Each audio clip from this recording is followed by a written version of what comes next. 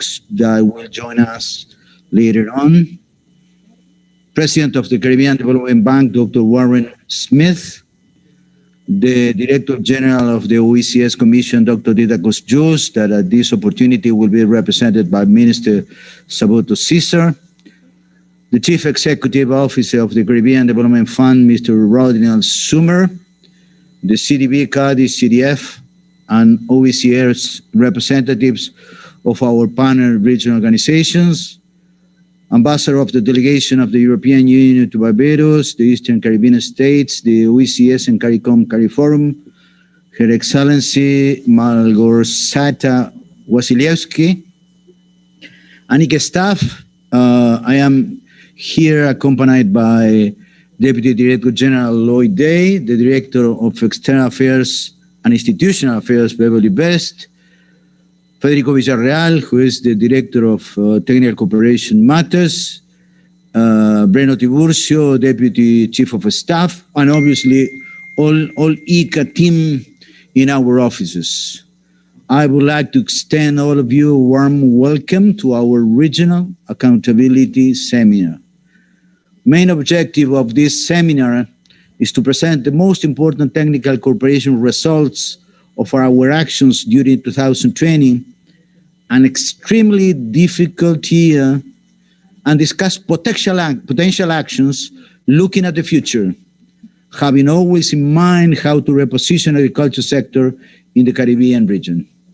ICA is a learning institution that always has to move from dialogue to action in response to the demand and priorities of our member countries. Without further ado, I would like to show a video that synthesizes the activities we have done during 2020. This is our second issue in the agenda.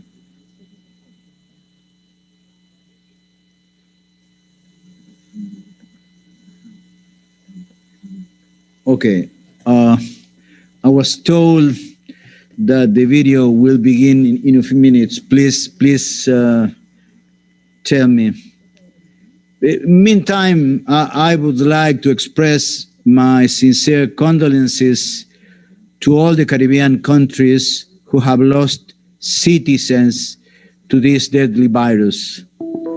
The COVID-19 pandemic has caused a tremendous socioeconomic impact in which most Caribbean economies faced losses from 20 to up to 50% of the 2019 level of exports and of goods and services. Tourism activities is projected to decline by 70%. This can reduce GDP by at least 10% points in some countries of the region. Total employment might be reduced by 7% in the Caribbean, and in the Bahamas, this can reach 15%.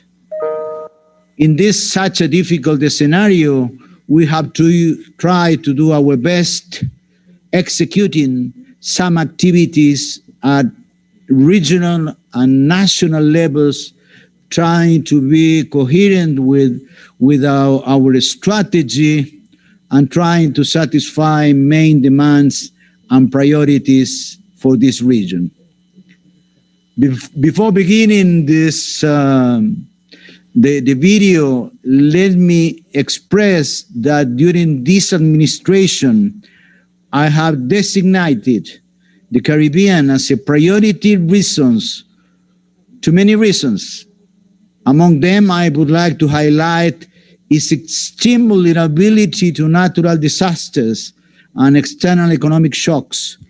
This is why I insist we develop a differentiated strategy for the Caribbean region that takes into account the particularities of the OECS sub-region. Even with the negative impact of COVID-19, I would like to underscore that we maintain our offices in each of the 14 member states in the region, with 9 international professional personnel 27 local professional specialists, and 50 general services personnel. In total, we allocated an amount hovering $4.4 million in 2020, which represented 32% of the total operational resources of ICA.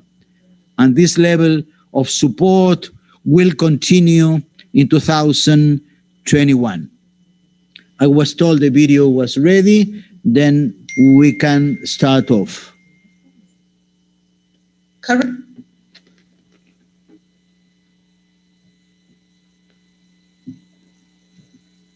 agriculture, local food systems, and rural communities were hard hit by COVID-19, experiencing food supply chain disruptions, higher freight costs, job layoffs, and price inflation in inputs and supplies.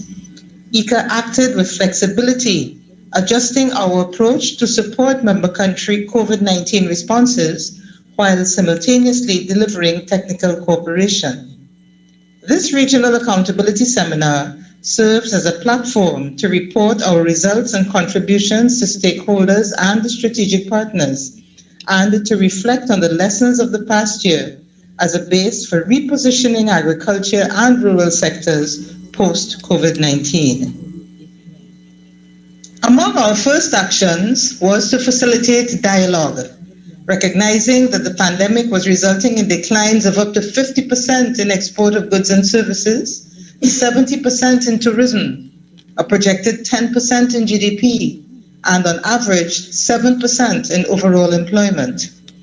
Several high-level meetings, co-hosted with CARICOM and FAO, saw active participation of ministers of agriculture, rural women, youth, and private sector, resulting in a better appreciation of the macro and micro level COVID-19 impacts, identification of priorities for technical assistance, and agreements to pursue joint responses to mitigate impacts and secure livelihoods. ICA consolidated its technical cooperation resources into a US $550,000 special COVID-19 Caribbean Response Fund to complement ministries of agriculture and strategic partners in their efforts to support food and nutrition security, and involving wide-ranging interventions across member states. Interventions to enhance food reliance capacity became priority, with the ICA Special Fund supporting the national thrust to expand household, backyard, community-based, and small-scale gardening. Among the beneficiaries were vulnerable groups in homes for displaced and disadvantaged women and youth in communities in Grenada and Barbados. ICA also leveraged its special fund to launch a successful crowdfunding campaign to enhance access of vulnerable communities in Antigua and Barbuda and Haiti to obtain basic agricultural inputs such as seeds and irrigation equipment. Communities, producer, women, and youth groups also benefited from the food self-reliance focus. The ICA Fund enabled practical training and donations of agricultural inputs, small tools, and equipment to improve skills and efficiencies in small-scale farming, including rabbits as protein sources in St. Kitts and Nevis. Under the theme Grow Trinbago, an urban community green food park was established, and a mechanized handheld tiller donated to a youth-led NGO, Y Farm.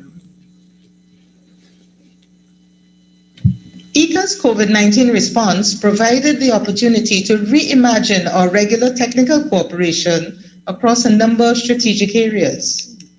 The sharp downturn in tourism emphasized the urgency to better link the local farm and the food sector to the hospitality industry. The government of Guyana has already presented its post-pandemic agro-tourism policy and plan. ICA's partnership with the UN World Tourism Organization will advance agro-tourism linkage initiatives, and our responsibility for the CTA legacy assets, including the Chefs for Development platform, will promote culinary professionals as champions for utilization of local foods in cuisine. ICA's capacity to support public and private sectors to produce and market safe, quality food products received a boost from renewed partnerships with the European Union through a CARIFORUM project to increase compliance with international SPS measures, standards, and procedures for enhanced market access, and with the United States Department of Agriculture, APHIS, through the Greater Caribbean Safeguarding Initiative project to manage emerging pest and disease risks in 9 countries. ICA delegations continued to build capacity for Global GAP and other food safety and health initiatives and facilitated participation of several hundred public and private sector stakeholders in Codex Alimentarius and World Organization of Animal Health technical webinars and in hemispheric technical forums on COVID-19 related AHFS challenges and opportunities. Innovation and technology are essential to increase regional capacity to supply animal-based protein and to assure health, safety, and affordable food prices. ICA Jamaica is collaborating with the Ministry's Veterinary Services Division to develop a surveillance program to monitor antimicrobial resistance across 5 livestock species involving 78 farmers. ICA Barbados is collaborating with the Ministry of Agriculture in a New Zealand-funded project to improve the productivity and potential for trade of semen of the Barbados blackbelly sheep through the establishment of an artificial insemination laboratory and training of laboratory technicians at the Greenland Livestock Research Station. Productivity in the traditional crop sectors was also enhanced, with ICA facilitating hands-on training for 15 farmers and extension staff in Grenada in the lining and spacing of tissue-cultured banana, and in the management of black sigatoka disease for banana farmers in St. Kitts and Nevis, and with piloting of 25 zinc biofortified rice advanced breeding lines in Guyana and 37 iron biofortified red bean and black bean advanced breeding lines in Belize through the CARICOM Biofortification Network. 2 major achievements in 2020 strengthened ICA's capacity to support countries to build the groundwork for a climate-resilient, productive, and low-emissions agriculture. ICA's first-time partnership with the Green Climate Fund will deliver a regional readiness project in 9 CARICOM countries. And with the Caribbean Biodiversity Fund, ICA is implementing an ecosystem-based adaptation project in 4 CARICOM countries using vetiver grass, well known for its use in land stabilization and green business solutions. Agriculture climate resilience support also included improving soil health to create and sustain healthy agri-food systems in the region, promoting the bioeconomy through an organic waste management program that hosted 20 composting training events, involved over 400 stakeholders and 79 partner organizations, and resulting in 30 small-scale pilot projects in 6 countries, developing tools to measure and evaluate household resilience to hurricanes and their impact on food security in Dominica, and formulating resilience-based agriculture policy in Dominica and the Dominican Republic.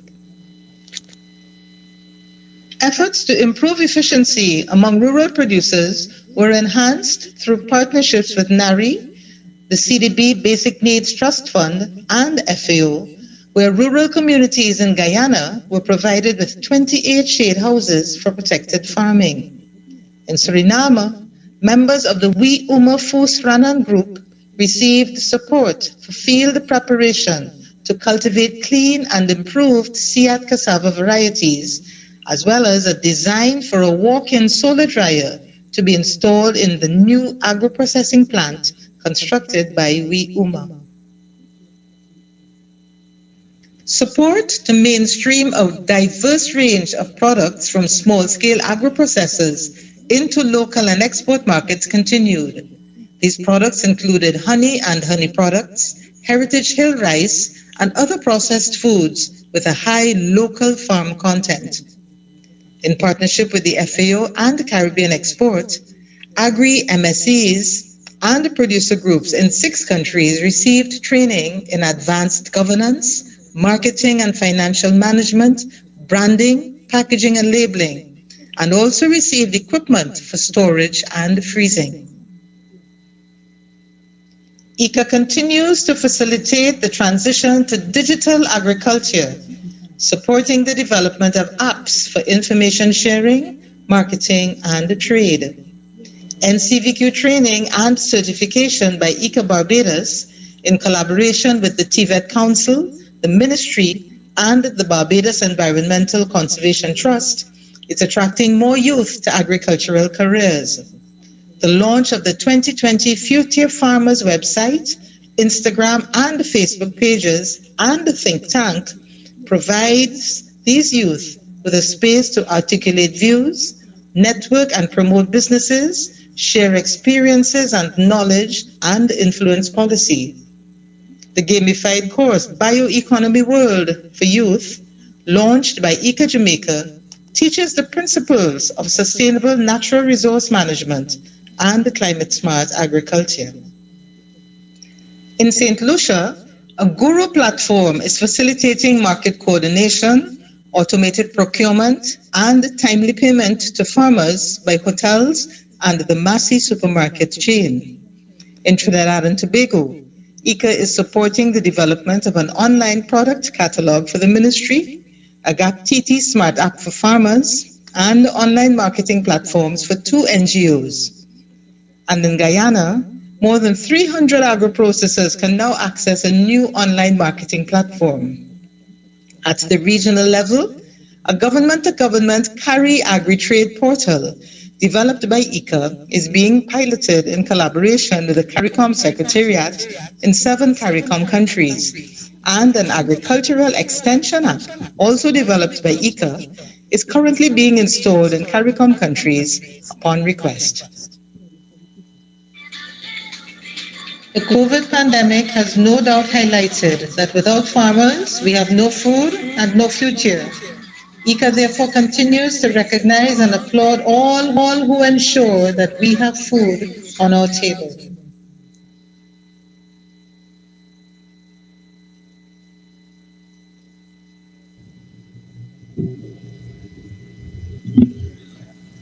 Thank you very much for the excellent video. Congratulations, ICA team. It's very difficult try to send clear messages in a little bit more than 10 minutes regarding all the work that has been done in 2020.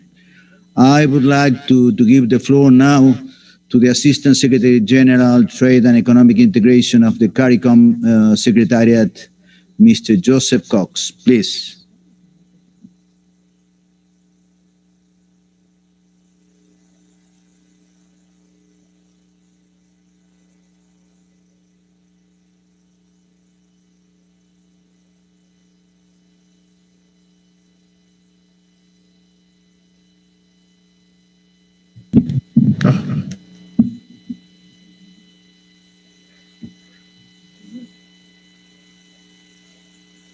Funny, please, could you help me?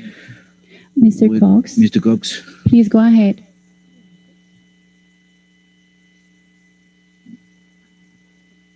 Mr. Cox.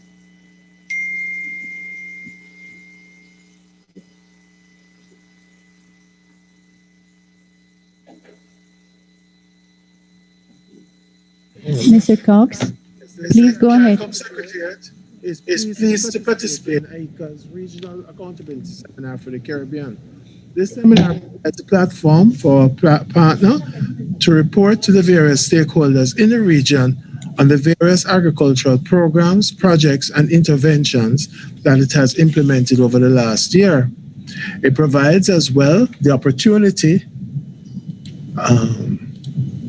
provides as well the opportunity to reflect on the experiences during the implementation of our existing technical cooperation program, but even more critically, it allows for frank feedback from the agencies, entities, and principal beneficiaries, the member states, for whom these programs were designed and implemented for in the first place. The CARICOM Secretariat lauds AICA for hosting this regional accountability seminar as it demonstrates a commitment to a policy of inclusiveness, participation, consultation, dialogue, and sharing of best practices. Additionally, this accountability seminar is being hosted at a critical time, representing roughly 1 year since the onset of the COVID-19 pandemic. In this regard, the seminar being held at this juncture allows for the continuing dialogue on post-COVID-19 repositioning of the agriculture sector in the Caribbean region. AICA, along with other partners, played a very important role as the Secretariat crafted its COVID-19 Agri-Food and Action Plan, which has played a pivotal role for member states of CARICOM coping with the negative effects of the pandemic. It must be highlighted that AICA was quick off the mark to respond to calls from the region to increase intra-regional trade through the development of a government-to-government trade and produce information platform. The platform is geared towards allowing member states of CARICOM to communicate in real time as to the level of production which is currently available within the region. The launch of this extension app is congruent with the community's mandate to transform the region's agriculture sector through digitalization and the introduction of technology. We are pleased that AICA has decided to take this step with us as we develop and build out our e-agricultural strategy for the CARICOM region.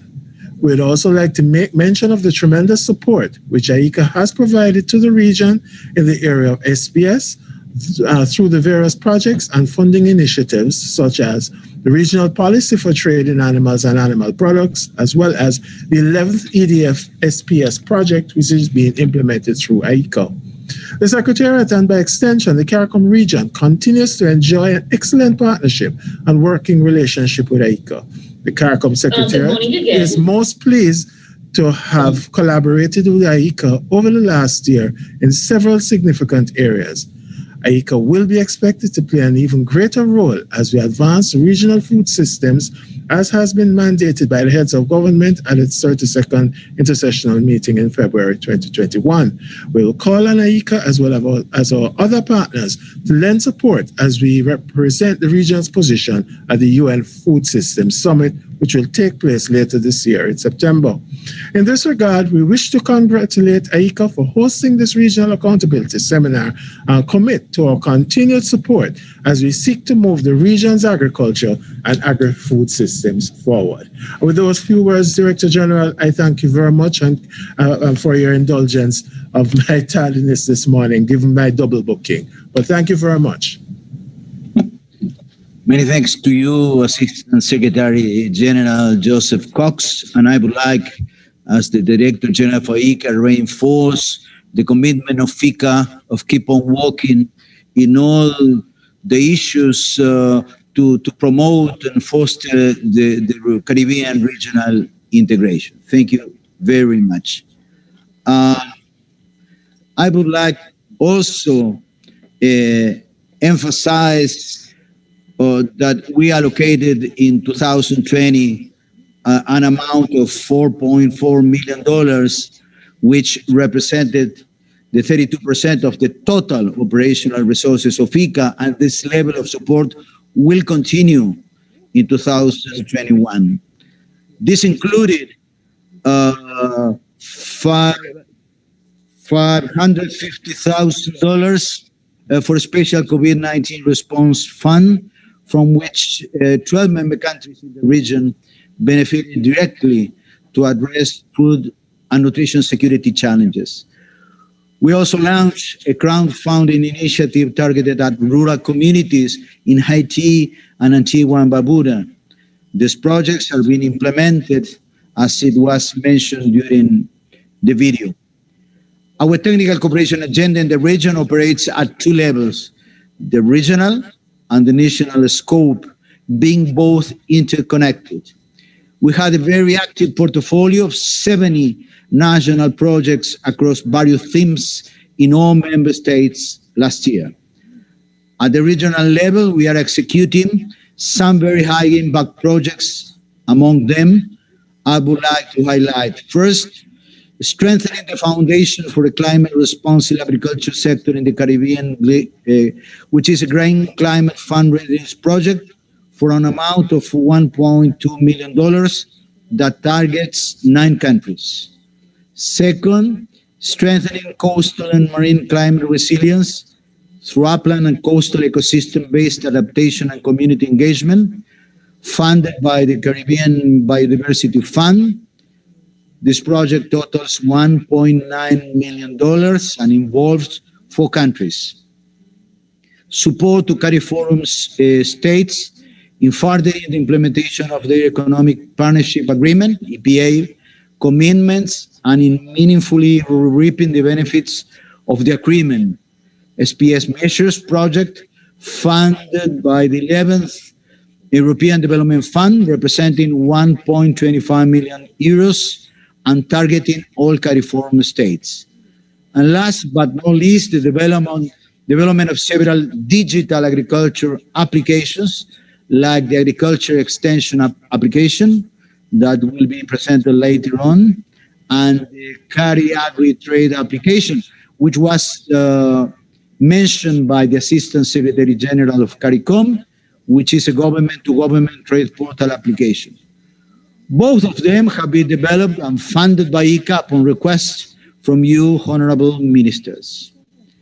In 2018, I led the CARICOM delegation on a mission to Brazil and Argentina to explore opportunities from South-South technical cooperation. Following this mission, we have received support from the government of Argentina with the so-called Apicaribe initiative, which benefited several member states to improve their apiculture industry. This program will continue. There is also an initiative called ProHuerta in Argentina, which is a program of public policy promoting food security and involving sustainable agroecological practices. The Caribbean region could benefit replicating the pillars of this program, and the Argentine government is obviously willing to collaborate with the Caribbean region. Other countries, such as Brazil and Chile, global food leaders can benefit the Caribbean from their experiences in research and technology transfer under a South-South technical cooperation framework. Looking to the future and towards a post-COVID-19 dynamic, we at ICA reaffirm our commitment with our 40 member states in the Caribbean region. In this regard, we will commit to maintain the infrastructure of 14 offices, as well as the human and financial resources needed for implementing the Caribbean strategy. This includes a special fund for the Caribbean region. Also, continue to support proposals and securing external funding to address important agriculture and rural development matters in the region. Continue acting as a bridge for engagement and facilitation of horizontal cooperation, South-South and triangular cooperation, taking advantage of the complementarities among the different regions served by the Institute. Commit to support the rebuilding and repositioning the agriculture and rural sectors in the Caribbean post-COVID-19. We maintain also our proposal to support the region with an officer to support the work of Cotet Agriculture within the framework of CARICOM through some sort of Caribbean Agriculture Council, taking advantage of the experience ICA is having and has developed acting as a secretariat of Southern and Central Agriculture Forums. Honorable Ministers, the UN Secretary General is convening a food system summit later this year. ICA and myself have been selected as one of the champions for this event.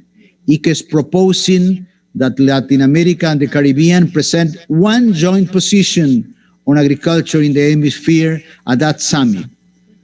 ICA's philosophy in approaching the summit are predicated on three fundamental principles. Farmers first. Farmers and ranchers must be at the front and center of the global summit, and they need to be given priority. Support and thanks for all the work they do, not just to feed the world, but also to care for the environment. Science must be the driving factor for food policy discussions. We must all agree to base our decisions on science and not let our policy preferences cloud our judgment about the innovations that are coming to agriculture. Agriculture is the important part of the solution, not the problem. Agriculture has an impact on the climate and in greenhouse gas emissions, but agriculture is above all part of the solution to addressing the challenges we are facing. And innovation in agriculture are leading the way to tackle many of these challenges. So, honorable ministers, strategic partners, I thank you for taking time of your busy schedule to meet with us here today. We look forward to working with you to meet the aspirations and needs of the governments and people of the Caribbean regions in the coming year and beyond. Before concluding, I would like to thank the government of St. Vincent and the Grenadines that has recently offered to provide accommodation for the ICA delegation in this country, which is a major development for which the government we thank a lot. Thank you very much for your participation once again, and I give the floor to Kurt Delis to open up the dialogue with you ministers. Thank you. Thank you, Director General.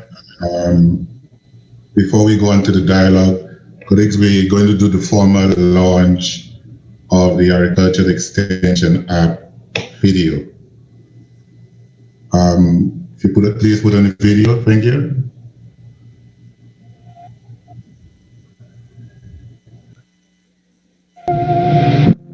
Caribbean countries had been facing challenges related to the coverage of agricultural extension services, which were further exacerbated by the COVID-19 pandemic.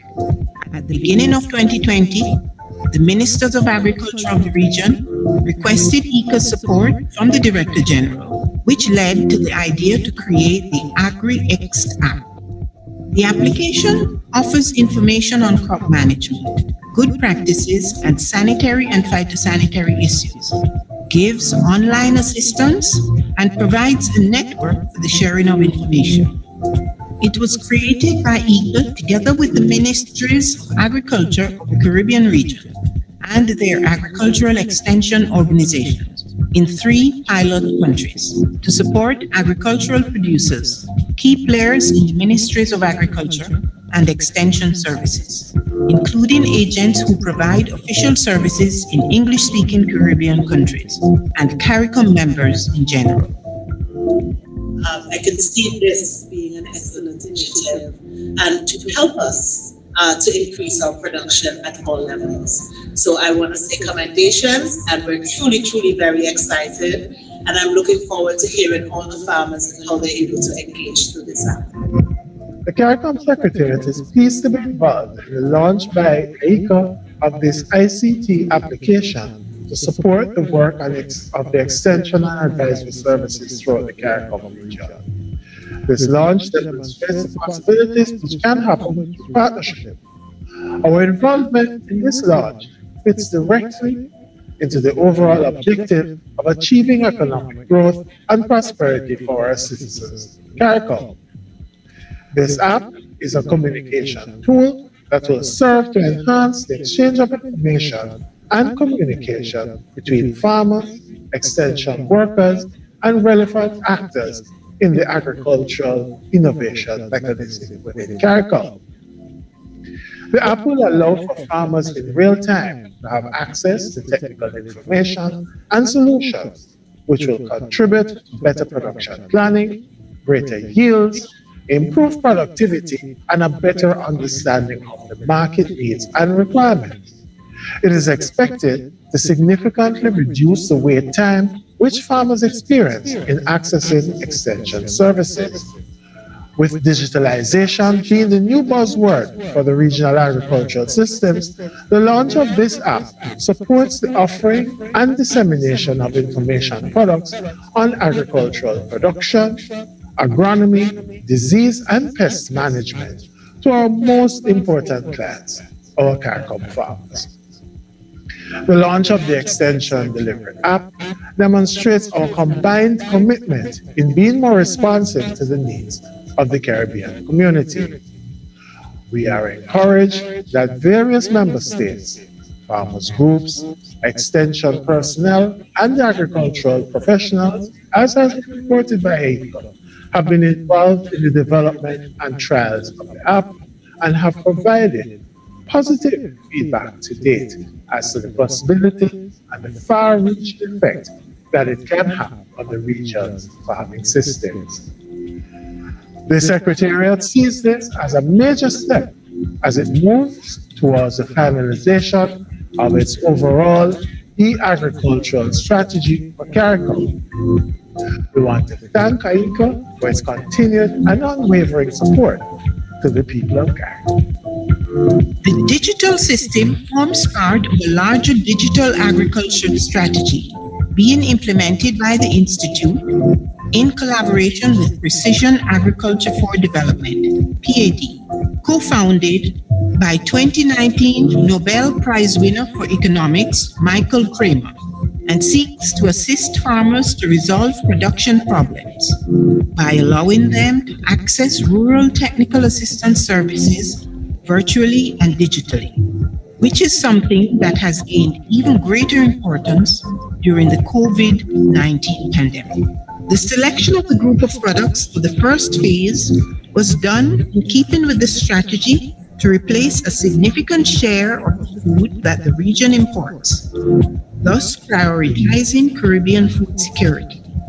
The Agri Extension app was developed using a full participatory approach with consultations and engagement of farmers, organizations, technicians, from ministries of agriculture and other technical agencies, piloting the process, along with inputs from our own ICA delegations from across the region. It is a great example of joint coordination and ownership, making use of ICAs and ministries of agriculture expertise, along with the strategic support of partners like CADI, being at this point in a 100 in-house project.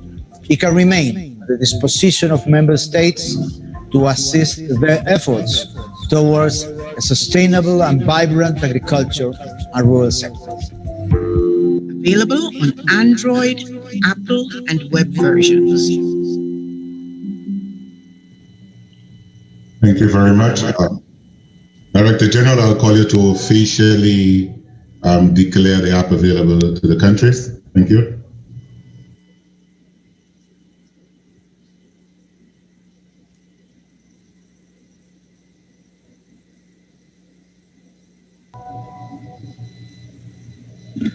Thank you, Kurt.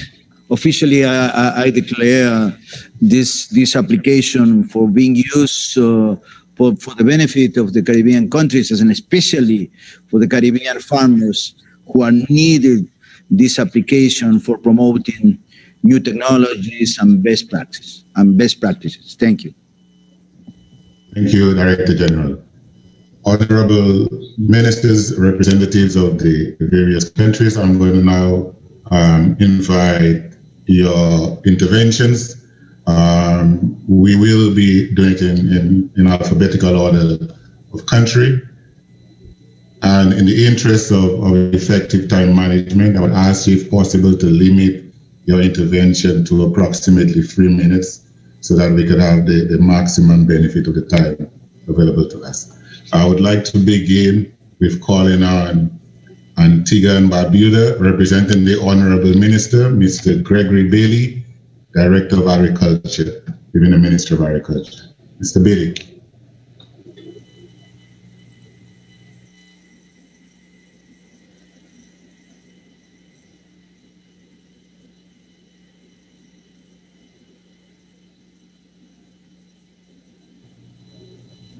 Mr. Bailey, I think your mic is muted.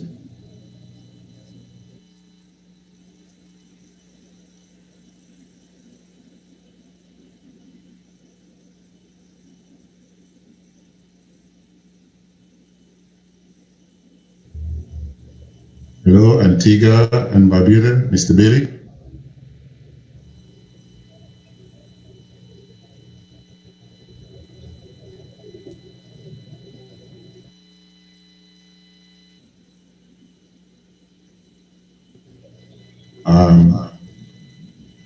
I think we'll have to come back to Mr. Bailey. I'm seeing his name, but currently there is no response. We'll move on to Bahamas and we'll come back to Antigua and Barbuda. Bahamas representing Honorable Minister Michael Pintard, Mrs. Delrose Moss Grant. Please go ahead, Ms. Grant. Good morning, Chairman. Thank you for the opportunity to share on behalf of Minister Pintard, who is unable to attend due to a previously scheduled engagement. With respect to the Bahamas bouncing back from COVID, the Bahamas, as with the rest of the region, has seen increasing numbers of persons suffering from hunger, and it has negatively impacted our economy. And since then, we have refocused our agenda to prioritize food security to ensure access to sufficient good quality food to our citizens and to support the stability of food systems to withstand economic and environmental shocks. At the beginning of the pandemic, the government of the Bahamas implemented an emergency food production plan that was aimed to improve food and nutrition security at community levels by leading initiatives through our family of islands. The plan comprised of several components, including the expansion of local crop production, incorporating greater use of green technology through the use of hydroponic and aquaponic systems, and strengthening small-scale egg production and expanding backyard gardening. And initiatives under this plan included subsidizing 100 greenhouses and hydroponic systems to farmers, distributed 12,000 layer chits, and provided over 10,000 backyard gardening kits to household, churches, and community groups. In continued efforts, the government of the Bahamas is funding $5 million to the Bahamas Small Business Development Bank to provide farmers and fishers with grant opportunities to develop the agri-business private sector. The Bahamas congratulates AICA on the creation of the app and was honored to be a part of the pilot program. With respect to the UN Food Systems Summit, upcoming UN Food Systems Summit, I wish to advise that the Bahamas yesterday held a press conference announcing its participation and has created a working committee to plan activities and bring awareness to the same. Thank you for the opportunity to share. Thank you very much, Mrs. Grant. We'll move on to Barbados. Representing the Honorable Minister Indonesia, we have the Honorable Peter Phillips, Minister of State and the Minister of Agriculture. Mr. Phillips, please go ahead. Good morning and thank you. Greetings to the organizers and fellow participants. The pandemic, the COVID-19 pandemic has presented a number of challenges in relation to our agricultural sectors. It has had a serious impact on the economy of Barbados. And while there's optimism in terms of this, of us rebounding, we recognize that this will be something that will be long in coming, because of the disruption in the travel networks and by the extension, the disruption of global supply chains due to logistical challenges and trade restrictions by major food exporters. These have underscored Barbados's critical need to increase local agricultural production and to enhance our food sovereignty. Very early last year, in anticipation of the likely food sovereignty and hiking prices of agricultural imports, which represent 80% of our food requirements, the ministry implemented an emergency plan to increase food production and to ensure consistent supplies of fresh, safe, and nutritious food, and also valuable foreign and to save valuable foreign exchange. I'm happy to say today that the farmers responded positively to the call for increased production. Crop production for the period January to December, let's say 2020, rose by 9% compared to the corresponding period in 2019. In fact, the agricultural sector was the only sector which showed growth during 2020 with an output of 1.9% more than in 2019. The ministry has also received favorable response to a major startup project in the training in 2019 called the Off-Feed Program, Farmers Empowerment and Enfranchisement Drive, where this spoke mainly to increasing food production and livestock rearing. The government has recently engaged in a public-private sector partnership whereby urban farmers will have the opportunity to lease land and be guaranteed sale for a percentage of their land. We will certainly wish to maintain the interest and commitment shown by the farmers. However, while these initiatives have the potential to advance this sector, we recognize only too well that the challenges which have been confronting the agriculture sector in Barbados over the years must urgently be addressed. Our plans is to focus on sustained economic and inclusive growth. We must focus on innovation, research, and embracing new technologies which exist now in agriculture, such as hydroponics, aquaponics, use of the greenhouse technology in the agricultural sector. Now, we have a challenge with water availability, but we're also working on that by providing, where the ministry has taken on the opportunity to build some dams to capture the water, storm waters, so that that can then be used in the agricultural sector. And we have to look at efficiency in yielding varieties of drought-resistant and pest-resistant crops, so that the technologies that can combat predial larceny.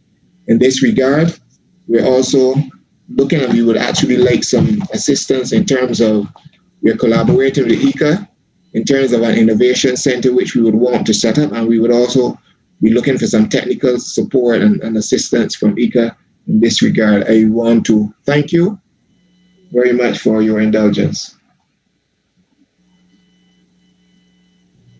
Thank you very much, Minister Phillips. We'll now move on to the Commonwealth of Dominica. Honorable Minister Fidel Grad, please. The floor is yours. Good morning. Good morning to all. Good morning, colleagues in the Caribbean. I'm going to be brief. Currently, in terms of as it relates to COVID, we only have 8 active cases. Thank God to date, we have 0 deaths. As it is now, we are actively continuing for our vaccination. We have vaccinated just about 16,000 as of today of the population, and we continue with that as we have vaccines available for the population as it is now. During COVID, we had a lockdown during the earlier part of 2021. Thankfully, over the last 6 to 9 months, we had no lockdown. So our farmers and fisherfolk were able to go out and attend to their farms and continue with their livelihood. As it relates to export, we have seen a drop in terms of our export, and that is mainly in terms of our North market, and that is due to the loss of jobs and the closure of hotels in these parts. For my fellow ministers, as it is now, Dominica has a wide range of produce available. So if any of the ministers are interested, feel free to contact me because we have quite a bit of produce available. I would just like to thank ICA for their support in terms of the formulation of our agriculture policy. On Tuesday next week, the consultant will be making a presentation to Cabinet, so we look forward to that presentation. We are a bit concerned for our fisher folk, as we have seen in the last few months a rise in the gas prices. And given the current economic climate, a rise in gas prices means that a rise in the prices of fish. So we are concerned in that regard. But once again, I'd like to thank ICA for the support that they have given us, and they continue to give us. Our local rep, Mr. Ken Coppell, has been very supportive of our ministry and continues to work well with us. Once again, thank you. Thank you very much, Minister Grant. We'll now move on to the Dominican Republic. Representing the Honorable Minister Limba Cruz Lopez, we have the Senior Advisor in the Ministry of Agriculture, Mr. Pablo Rodriguez. Señor Pablo, por favor.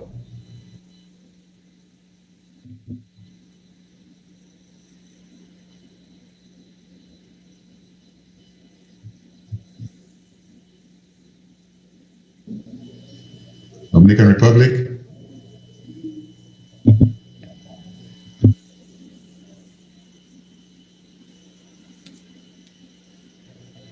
Okay, we appear to have some technical issues there as well with the Dominican Republic. We will return once available. Please, let's move on. We'll now move on to the Republic of Guyana. Honorable Minister Sufilka Mustafa, Minister of Agriculture.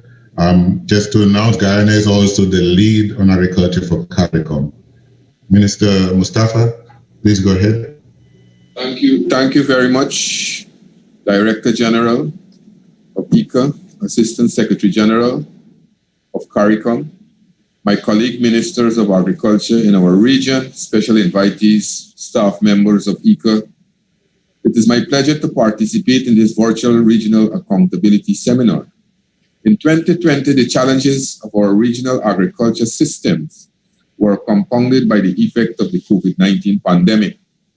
This dialogue allows for fruitful discourse among the Minister of Agriculture and ICA as we share lessons learned from 2020 and now seek to build a more productive and resilient agriculture sector in our region. Over the years, ICA partnership with Guyana has resulted in many developmental achievements in the agriculture sector. ICA has provided support for projects which has helped Guyana to improve the productivity and competitiveness of our agriculture sector. The strengthening of agriculture's contribution to the development of rural areas and the well-being of the rural population, and improvement in our agriculture capacity to mitigate and adapt to climate change.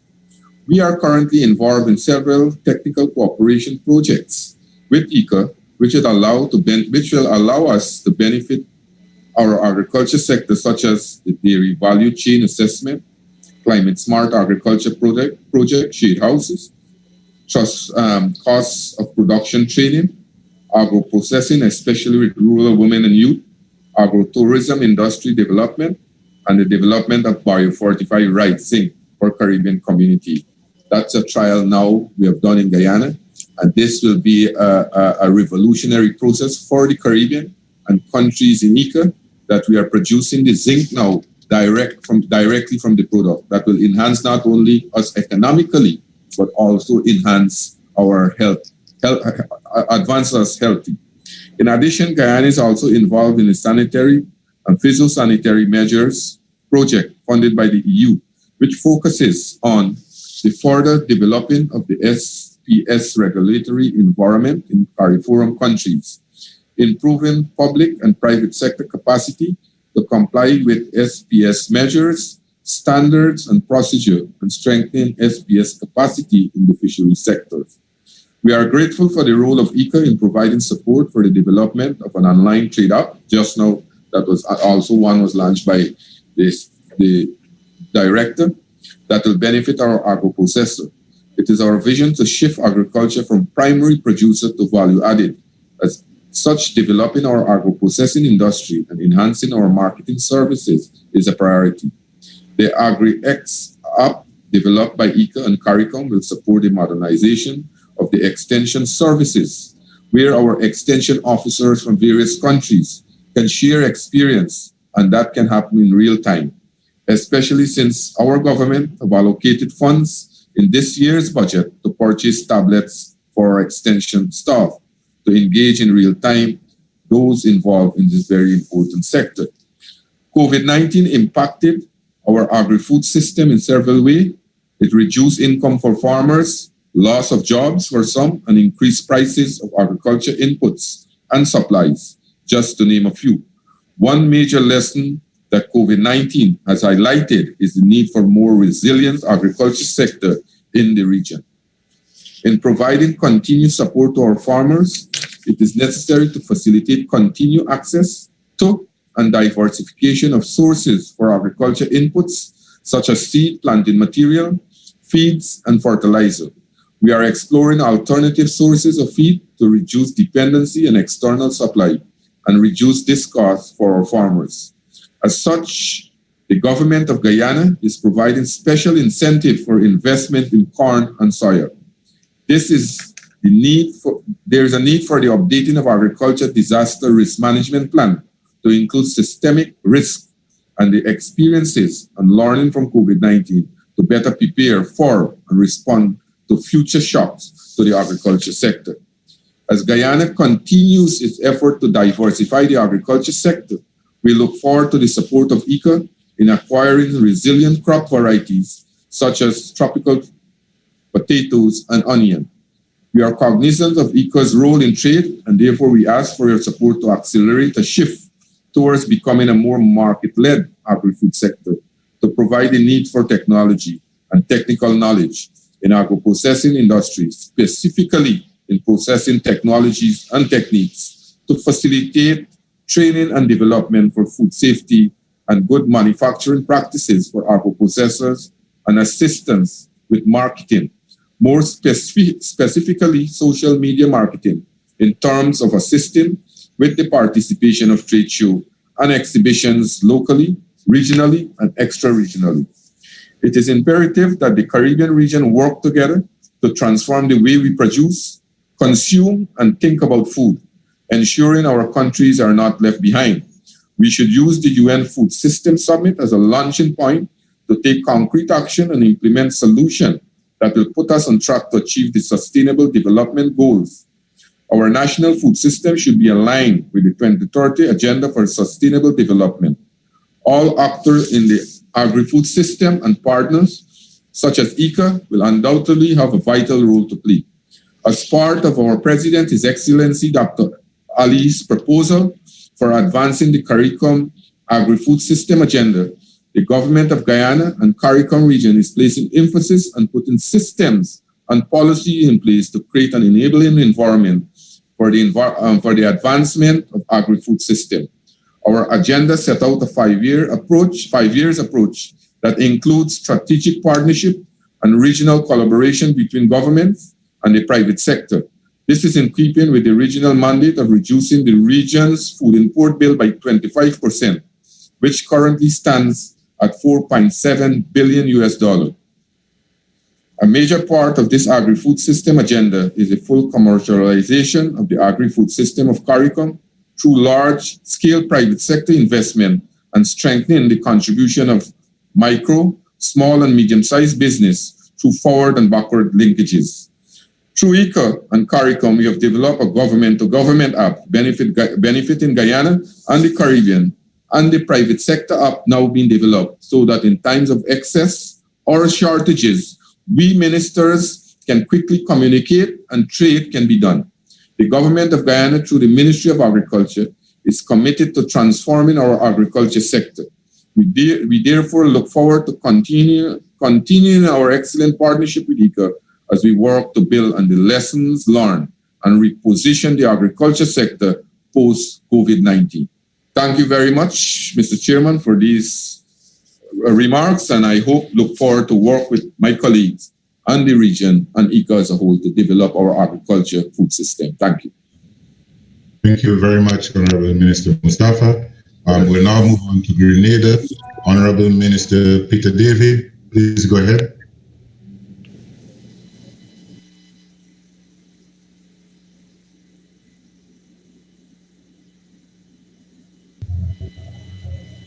Minister David.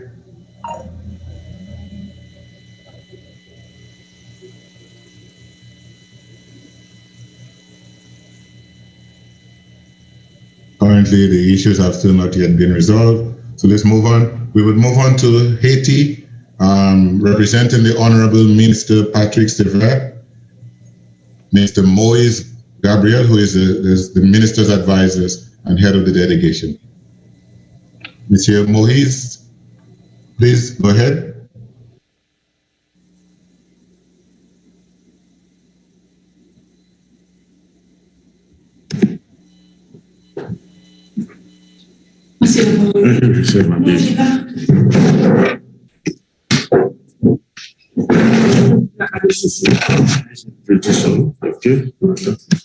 Ok, bonsoir, bonjour.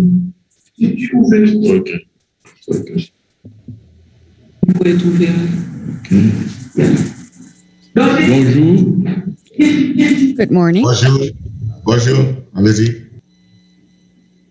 Bonjour, donc je suis Paul Moïse Gabriel, représentant du ministre Sévère, qui a été retenu malheureusement donc, par une obligation. Donc je profite pour exprimer ces remerciements. Our minister could not join us, but I take advantage of this moment to express his gratitude to ICA and to the countries which are members of ICA. And very quickly, in relation to the actions implemented by the Haitian government, since the beginning of the pandemic, the Haitian government felt the need of implementing urgent measures that well before the pandemic, the COVID-19 pandemic, the country was already facing a reality that we have been facing since several years, that we have been facing this reduction in agricultural production with the COVID-19 pandemic. This was an opportunity for the government of Haiti to express the problem of autonomy and independence that we should have in our food system. Since Haiti is massively importing food products coming from other Caribbean countries, Haiti produces less and less, and with the pandemic, this has been increased. The government implemented several measures to increase and intensify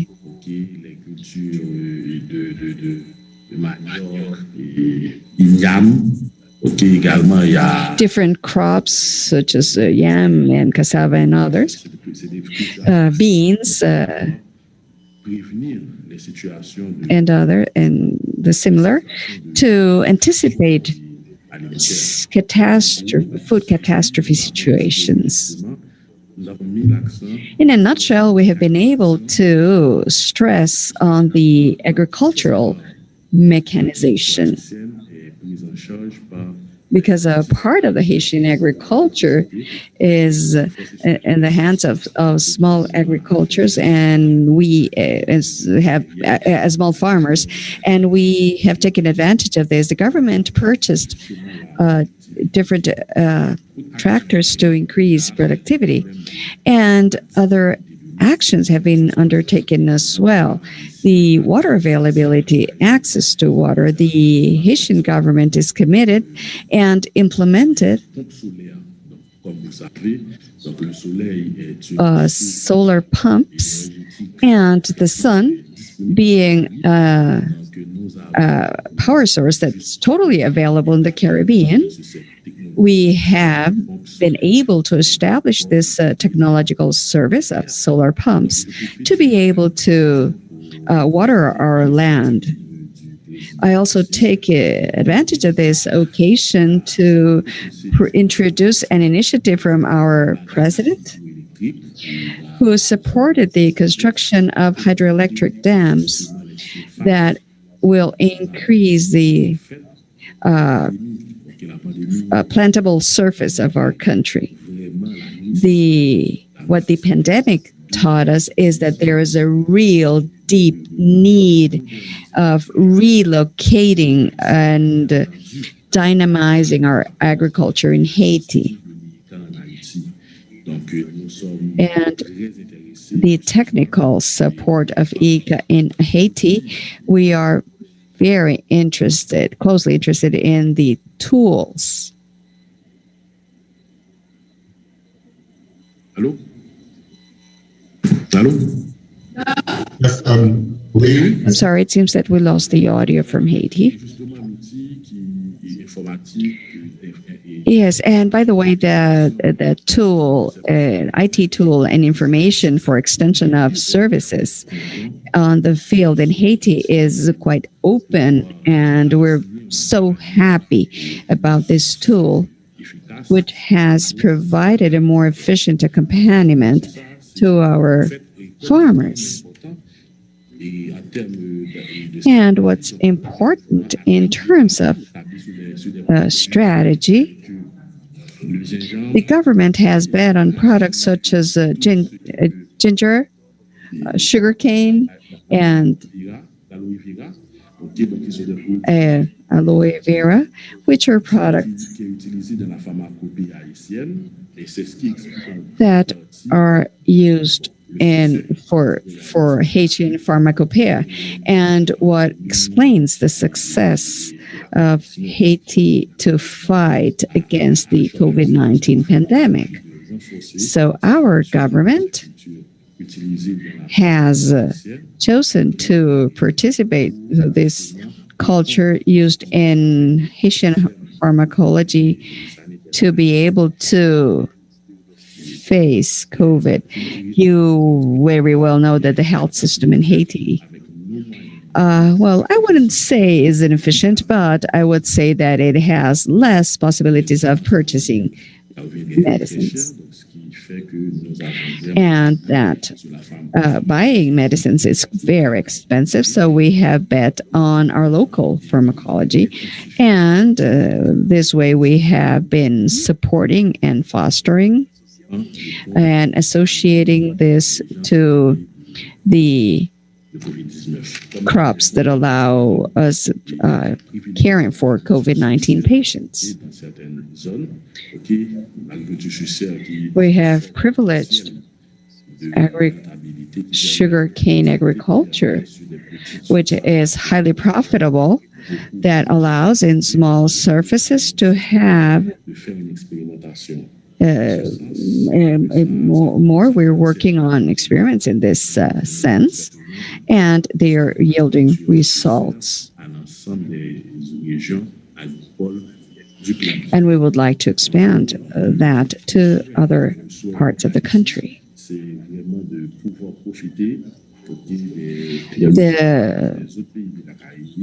Haiti's wish for us and for all the other Caribbean countries in one way or another during this pandemic times is to find a strategy to find new means of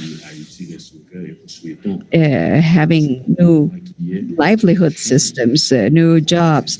Haiti is open, and we really desire to have even more intense exchanges. I do know that ICA, through its platform to all the countries, ICA is already playing a very important role, but I would really like to have more bilateral relations and more exchanges among the countries. In this regard, I would really like that ICA could accompany the bilateral exchanges and to see how we could mutually help each other. And this is Haiti's point. So I really appreciate your attention, and I hope that together we can overcome these harsh times.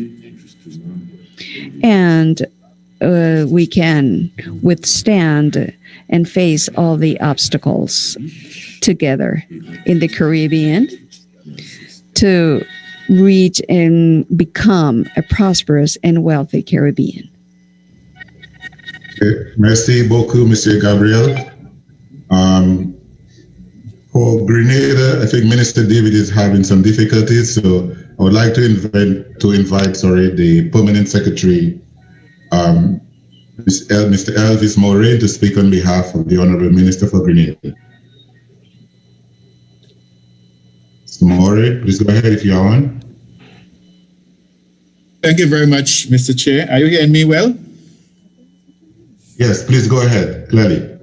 Thank you very much for the opportunity. And I also want to record an apology on behalf of the minister, who coincidentally had another engagement, was hopeful to join, but of course he had to leave at short notice. So we are very happy and to be part of this Caribbean and the Regional Accountability Seminar for ICA. And just to react in relation to COVID and its impact on our island. After 1 year having recorded our first case, we are very pleased that where we are now. We know the pandemic is still ongoing. As of yesterday, we have 2 active cases. Our total amount of case is about 156 or thereabout, with 1 death. So we are sitting well as we speak. Like most of the islands, we've had our challenges relative to the onset of the pandemic on us, specific to the agricultural sector. It was novel, and for all of us, we were trying to find a way through this difficult period, and we had to take some swift actions to address issues within the sector.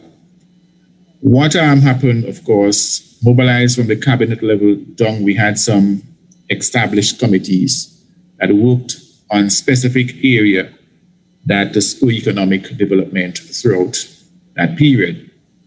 And of course, agriculture was pivotal in this regard. We had our challenges, and what we did was we looked at how we were going to, first of all, twofold, protecting livelihood, as well as also looking at our ability to feed ourselves within that period and the challenges that ensued us at the time. So what we did actually was take a sort of 3-prong approach to that, addressing the agri-business sector. And that is, we establish a framework and get some financial support endorsed by the cabinet. We develop what we call a food security and mitigation plan. There we focus on putting a few acres, over 400 acres into production. That is with staple food crop. And we also look at areas in terms of, supporting that with a backyard garden initiative, as well as support to our tree crop sector, that is mostly our nutmeg and cocoa sector, because these 2 associations, they rely predominantly on an export market, and it was difficult for them to do anything at that time. So we look at that. Also in terms of the fishery sector, we were heavily hit because we have our fresh export sector there. We couldn't export fish, which our market is predominantly the US market for a while. So we had to find ways to support this, things going. In terms of our, we are also hit in terms of the market, local market, because in terms of the hospitality sector and of course the St. George's University, who utilize quite a number of our fresh produce. So these areas, we were hit, and we had to find ways in terms of having markets. We create what they call farmers markets around the island, because to have persons access, because the free movement was not there trying to manage that situation. Now, coming out of this, we wouldn't say that we're totally out of this, but our focus for 2021 actually continue along that path. And we're looking at the area of food and nutrition security. So quite a number of focuses, significant number of focuses in this area. And where we are working, we also want to place on record, that is our local representative here, ICA representative, who was very instrumental during that period of course, putting our plans together and continue to give us tremendous support, in terms of ensuring that we finalize plans, we get the technical support to move forward. So in this regard, we are very grateful to ICA for the support and for the continued support as we go forward. So, like most of the island, we are still continuing to feel our way and recognizing more or less the opportunity presented in the agriculture sector for us to do things better. The COVID pandemic has opened up us a bit to realize that there are many opportunities, unlike the other sectors, within the agricultural sector. And that is our commitment going forward. So with these few words, I just want to say thank you for the opportunity to share, and we continue to work with ICA as we look towards a more viable agriculture sector in the future. Thank you. Thank you very much, P.S. Murray. We now move on to Jamaica, and representing the Honorable Minister Floyd Green, we have Mr. Courtney Cole, Chief Technical Director in the Ministry of Agriculture. Mr. Cole, please go ahead.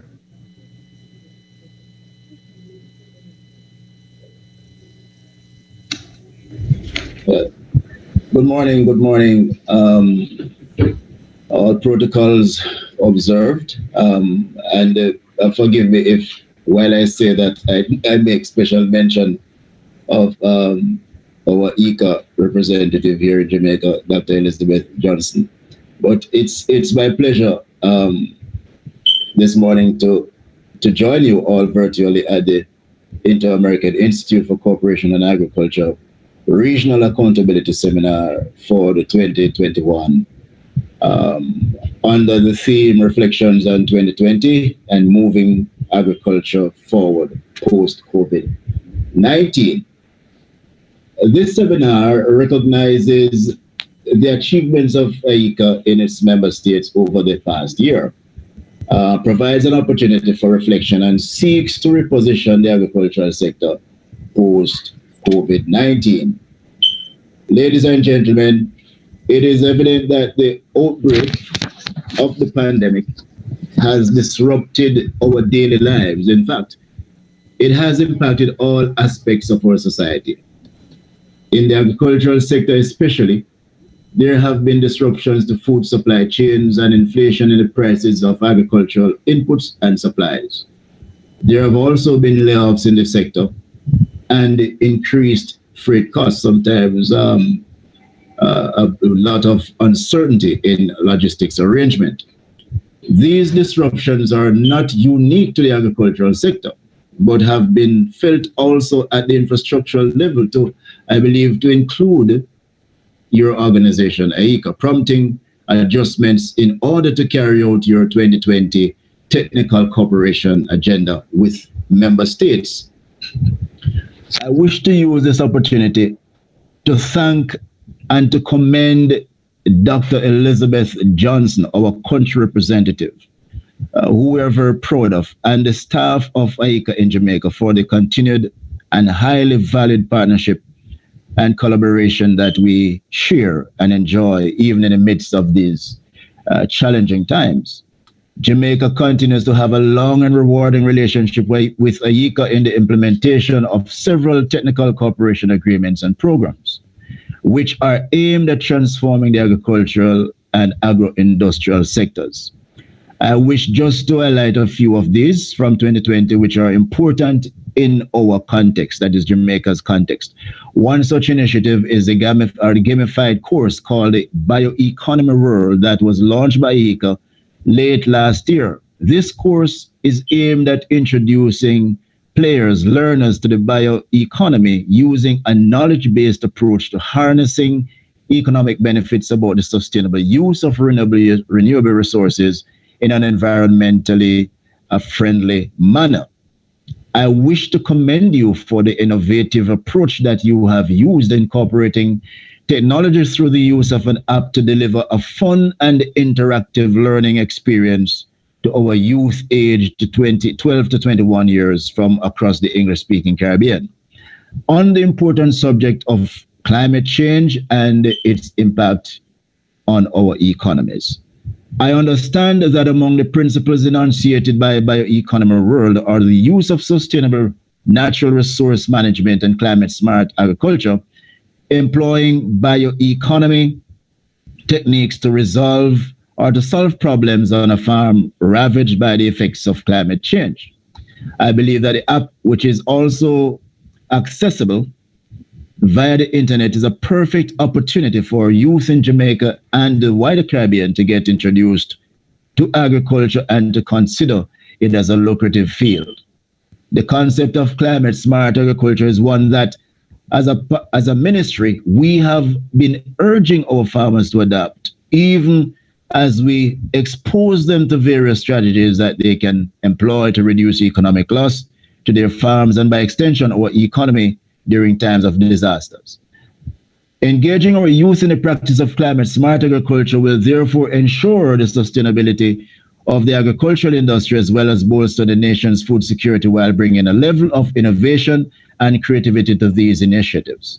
Ladies and gentlemen, I am pleased to note that AICA Jamaica has continued its capacity building of youth and that under a technical cooperation agreement, which was signed in 2017 with the University of Technology of Jamaica, was able to deliver a rural tourism course to final year students pursuing a master's degree in integrated rural development using a face-to-face and distance learning modality.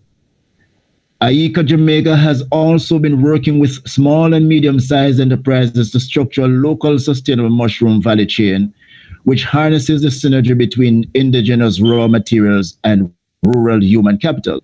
In that regard, the Institute partnered with a local and Canada-based company to develop an industry plan for the development of the Jamaican gourmet mushroom industry, one which we believe has tremendous opportunities for expansion.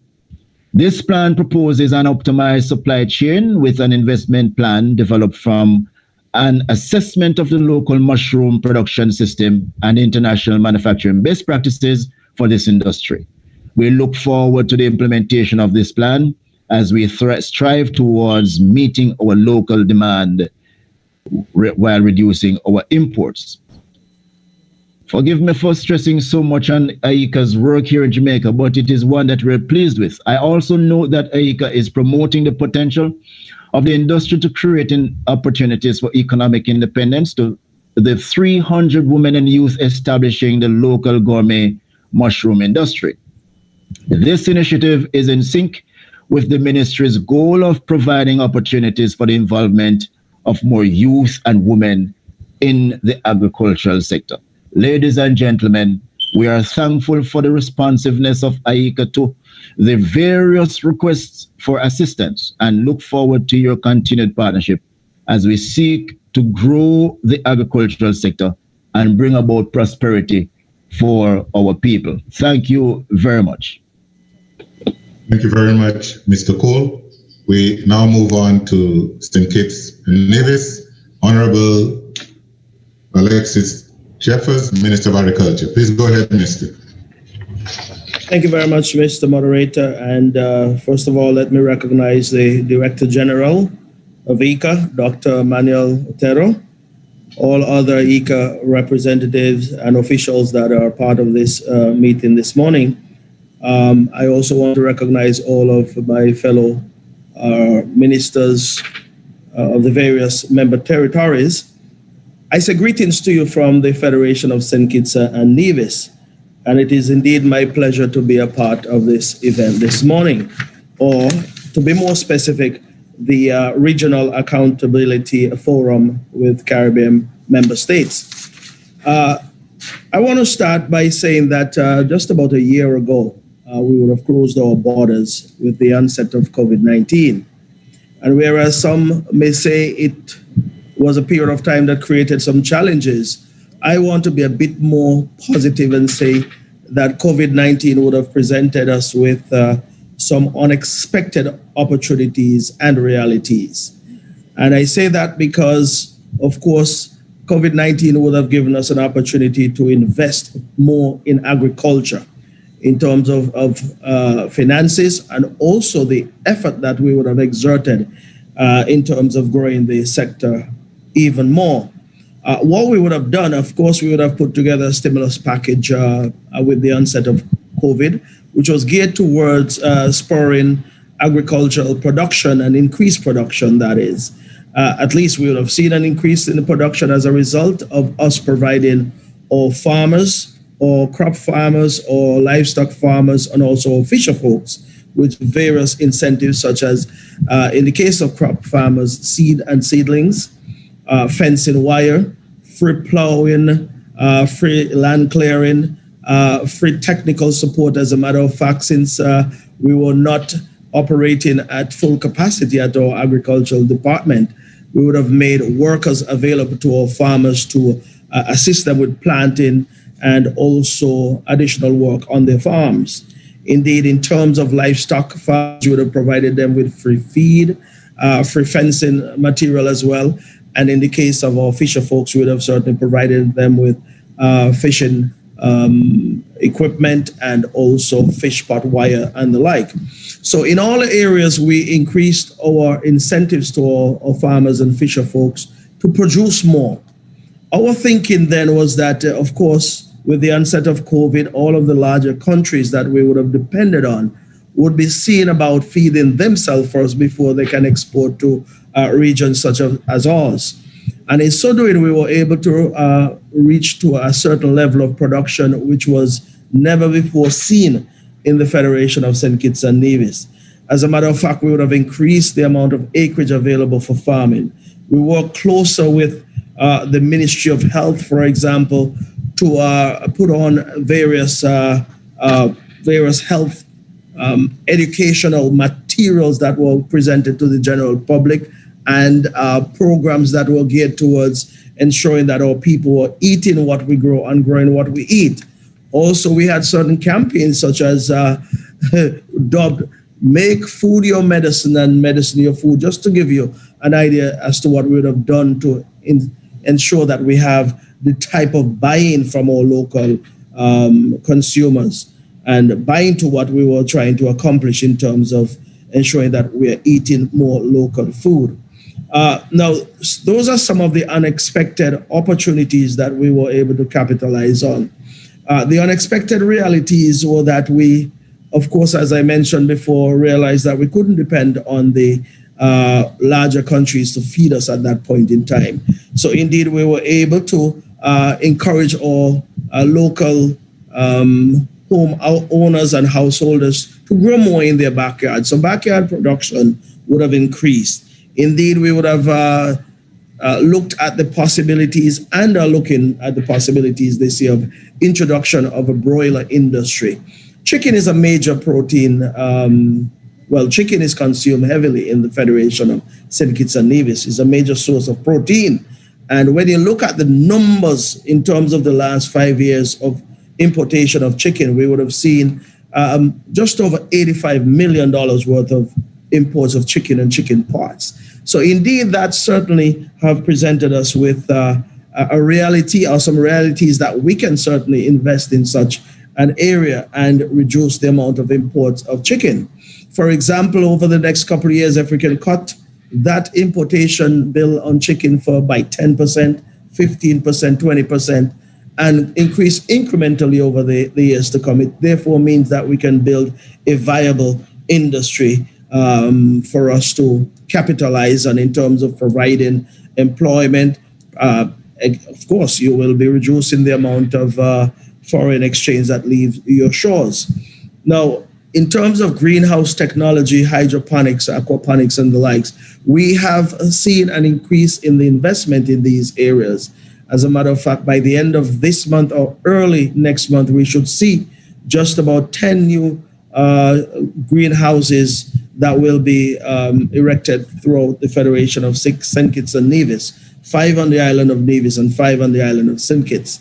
So that would be an increase in that particular area, which was never done before. And we are putting together the necessary technical support so as to ensure that that particular area flourishes going into the future. We believe that protected agriculture is a way to go. We believe with the encouragement of our young persons to get involved in agriculture, they are not so much interested in the open field agriculture as such. And therefore, we believe that we can certainly capture their imagination, capture their effort in terms of their interest in that particular area. So we are investing heavily in greenhouse technology. One of the things that we also would have certainly invested heavily in on the island of St. Kitts is that we have invested in the repairs of many of the dams that were left in a state of disrepair over the years. Water is a difficult, has presented some difficulties on the island of St. Kitts. And of course, water is a major resource when it comes to agriculture. So we have repaired quite a number of water catchment dams over there. And that, in a sense, have created that interest in agriculture whereby persons are now seeing it. Our farmers there are now seeing the benefits of our efforts, because these are things that would have prevented them from pursuing agriculture at a level that we know that they can pursue in this particular sector. So moving forward, we are hoping to have all of our stakeholders, or fisher folks, or livestock farmers, crop farmers, and also our allied agencies, both locally and regionally. And if I can say, I did say both, but I push further to our international stakeholders, such as ICA, FAO, to give us the necessary technical support so as to ensure that the interest that we have stimulated in agriculture thus far can continue into the future, and we can see the efforts paying off as we go along. As a matter of fact, as I speak to you, we currently have an event that is ongoing, and I was supposed to be there, but I'm at this forum, which I am happy to be here anyway.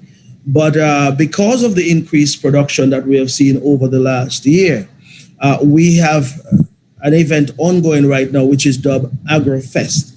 And that is somewhat of a replacement of what we would have had yesterday and today over the last 25 years, which we would have dubbed Agriculture Open Day. It's normally a 2-day event because of the COVID-19 restrictions and protocols that we have in place here. We were able to scale back, or we would have had to scale back this year.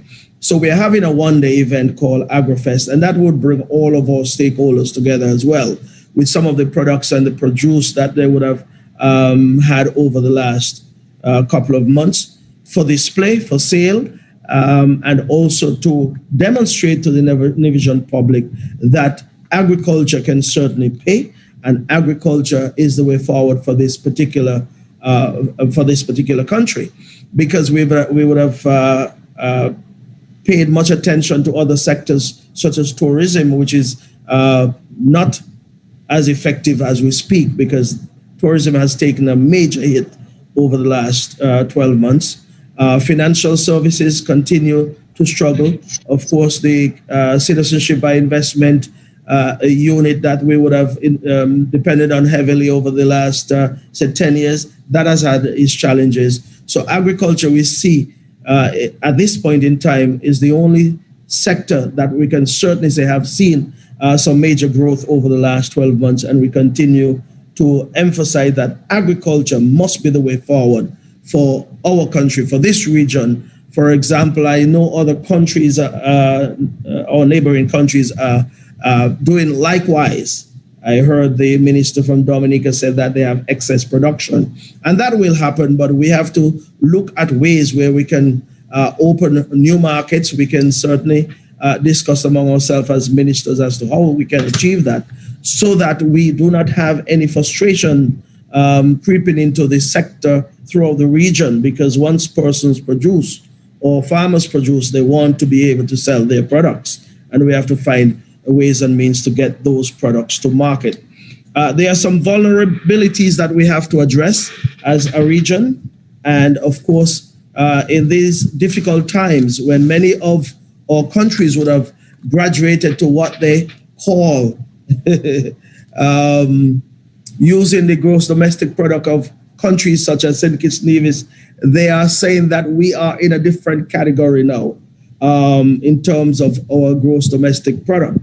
I want to say that with the onset of COVID, a lot of the yardsticks that were used in the past and some of the indices that were used in the past will have to be revisited, so that countries such as ours, which are considered vulnerable in many regards because a few months from now, we'll hear about the hurricane season starting on the 1st of June. One storm, one major storm can certainly wipe out all of the efforts that we would have exerted over the last 12 months. So we are still vulnerable in many regards. Climate change is posing a major challenge to us here in the region, and more so in St. Kitts Nevis.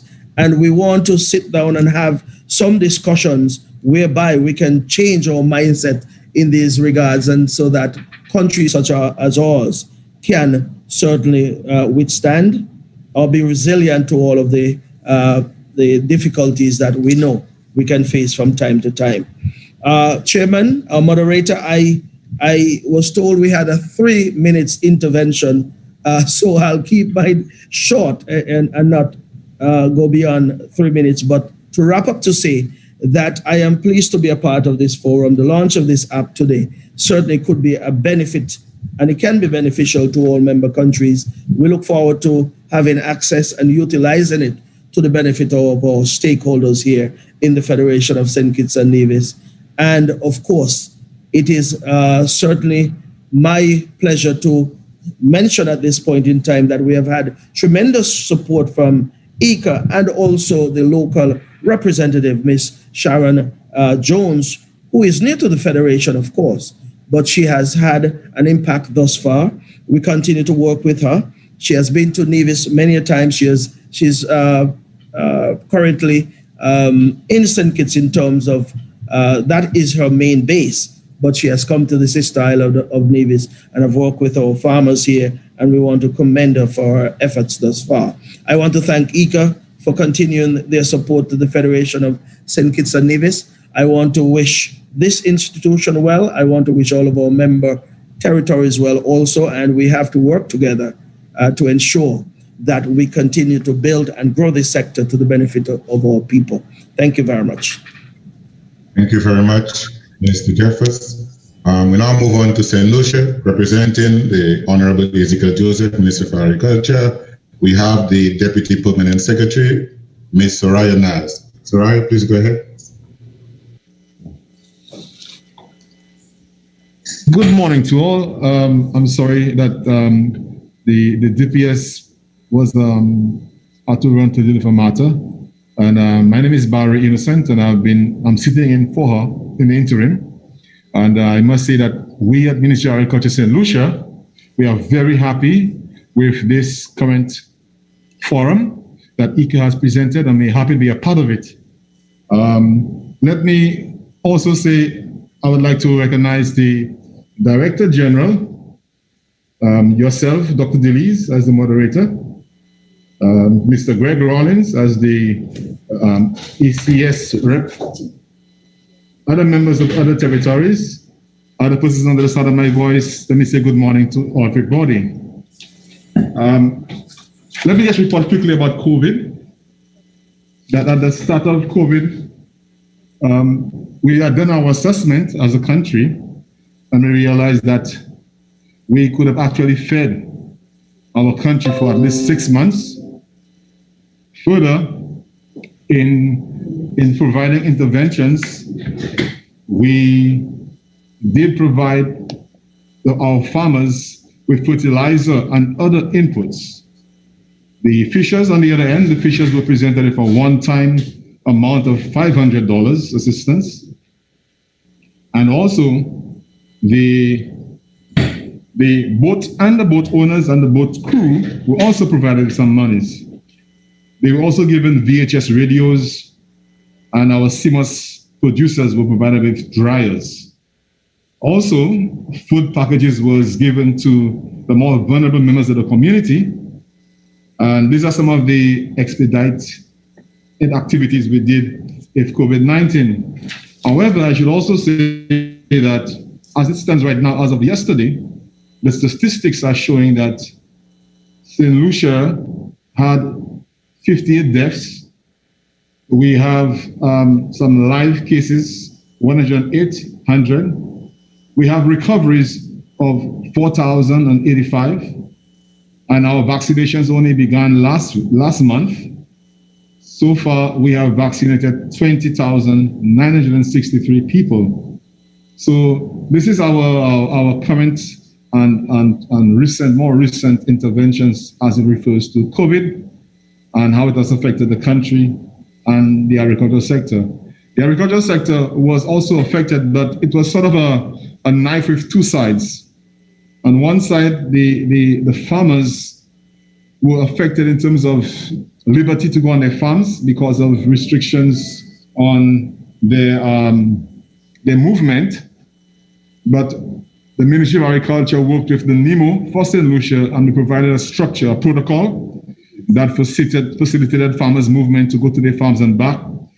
So COVID did this to us, but also it provided an opportunity for our farmers in terms of marketing, because importation of food became a slight issue, and our farmers were able to up their game and increase their production to suffice the demands at the time. Right now, the borders are open again, and food is also being imported, but our production has still maintained its ascent. Let me also say that the Minister of Agriculture and the PS sends their regards also and their apologies for not being able to sit at this forum currently. And I should also mention that the relationship with ICA has been a wonderful one. The Ministry of Agriculture in St. Lucia see ICA as a friend, and ICA has had a good working relationship with us. They have assisted us in terms of the SLAFI, the St. Lucia Agricultural Youth Forum, and they've worked diligently with our youth. They've also worked very closely in terms of gender, in terms of the women in particular, where we have a group called the St. Lucia Network of Rural Women Producers. ICA has worked tremendously with them, from technical assistance, also in terms of support and space for the agro-processing. Further, because of citrus greening and our preparation and our handling of citrus greening, ICA has also worked considerably in terms of the citrus greening. Our marketing board, in trying to take our St. Lucia marketing board to a next level in terms of how it operates and being modern and being facilitative and being a main clearinghouse, ICA has worked tremendously with us in that endeavor. And they helped us with the operational of the pack house, which took place in November of last year. Also, the threat to the banana industry is very important to St. Lucia. And when we had the threat of the TR4, when I say threat, not that we had it in St. Lucia, but it was getting close to Colombia, and we were much concerned. ICA did provide tremendous support, especially technical support, in having us be in a state of preparation and having the proper systems and structures in place to handle that. ICA also helped us with the updating of our animal and health policy and legislature for SPS issues, which was also tremendous. And more recently, ICA has been very influential and provided great support in terms of apiculture and the new thrust that St. Lucia is taking for apiculture, both as a domestic commodity and also an export crop. And Mr. Chairman, I'm trying my best to rush through a bit because we want to make sure we concede to your 3 minutes. So without further ado, I want to just thank you for this opportunity, and Mr. Rollins, we would like to recognize you also. And without further ado, I thank you for your time. God bless. Thank you very much, Mr. Innocent. We now move on to St. Vincent and the Grenadines. Honorable Saboto Caesar, Minister of Agriculture. Please go ahead, Honorable Minister. Thank you very much, Mr. Chair, colleagues, DG, technicians. I wish to greet all of us, especially in a pandemic. Definitely, I have not seen your faces face to face, flesh to flesh in a long time, contrary to how it usually is. I want to, first of all, thank ICA for its excellent work and stewardship over the years, and particularly the extensive work done as we continue to grapple with the resultant vagaries of the COVID-19 pandemic. It is really heartwarming that we are having an accountability exercise of this nature at this level. And at this juncture, I wish to really commend the Director General for his excellent leadership, not only during the COVID-19 pandemic, but prior to the pandemic. And definitely, I want to wish him all the very best as he works with his very diligent and ardent working team from the region in advancing the cause for the development of agriculture, food production, food security, food sovereignty, and food safety for our region. I will not seek to trespass on the issues already canvassed by my esteemed colleagues. I will seek to take a slightly different direction in my brief presentation, but it will be remiss of me if I do not update colleagues that currently my country is on a volcanic explosive eruption watch. We are currently experiencing an effusive volcanic eruption, and next week we are going to have an assimilation exercise in the agriculture sector so that we can prepare for the worst, hope for the best, of course, but should the worst come, we want to ensure that we save lives, one, and that the assets of the farmers are protected to the best of our abilities. I wish to underscore the critical importance of intra-regional trade and the work that we have to continue to do and to advance on the OECS platform and also on the platform of CARICOM.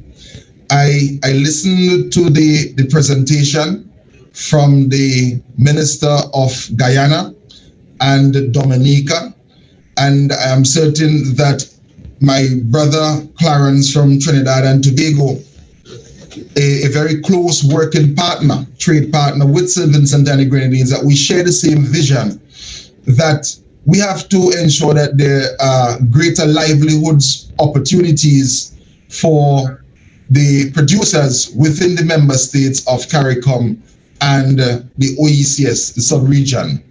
Therefore, I look forward as to how we can work on creating a lot more synergies between member states with all of the assistance that we are getting from ICA. I do not want 15 years from now for us to basically still be counting from an individualistic standpoint, looking basically inwardly as to account for what each country receive. In fact, it would be far better 15 years from now for us to speak about the synergies that we would have been able to create to advance the entire region and the sub-region based on the efforts, the individual efforts in each member state. It's very heartwarming as a policymaker in the region to listen to my colleagues and to welcome the advances made even in one of the world's darkest moments, this pandemic, COVID-19. The lines of communication must be open continuously between the member states and with ICA.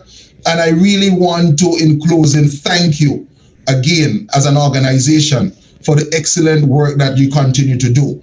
And I must particularize the officer in St. Vincent and the Grenadines, Mr. Michael Dalton and his staff. The doors of AICA, basically the doors of the Ministry of Agriculture, and at every step they have been there for us to support our national efforts. I wish to thank each and every one. Keep us in your prayers as we prepare for what may take place, and I will keep you in our prayers as we work in grappling in our efforts to come out of this pandemic. Thank you very much. Thank you very much, Minister Saboto. We have been monitoring the volcanic activity in St. Vincent, and we hope for the best. And just to also say that ICA and Costa Rica have protocols established for dealing with, for supporting agriculture, which is near continuous volcanic activity. So probably that's something we could do to liaise St. Vincent with these countries and to see what experiences you could learn from them in that regard. Thank you.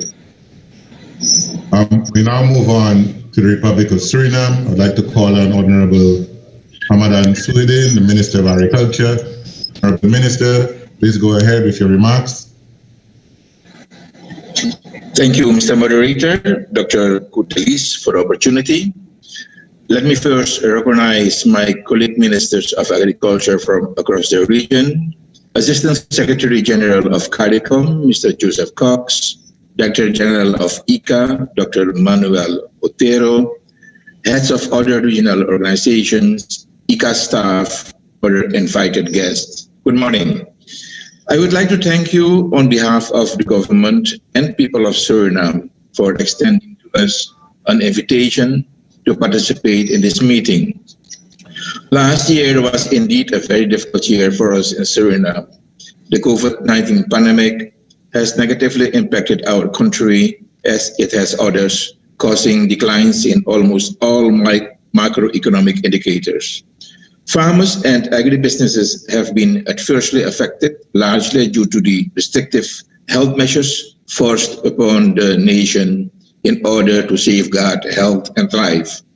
The COVID-19 pandemic clearly drove home the point that there is much work to be done to achieve a functionally efficient agricultural sector, which can optimize returns to the country.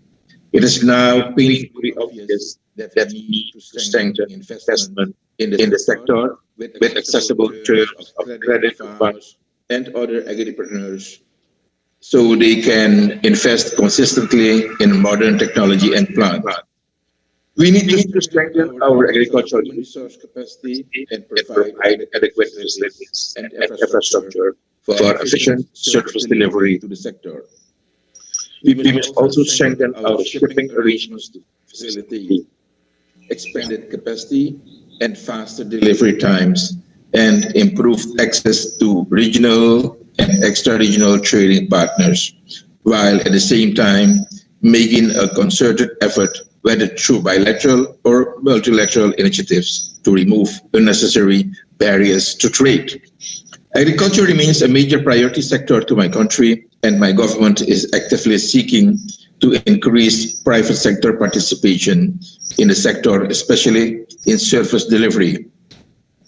We are currently investing heavily in irrigation and drainage infrastructure and improvement in our laboratory facilities for delivery of appropriate agricultural health and food safety services, particularly towards enhanced export readiness.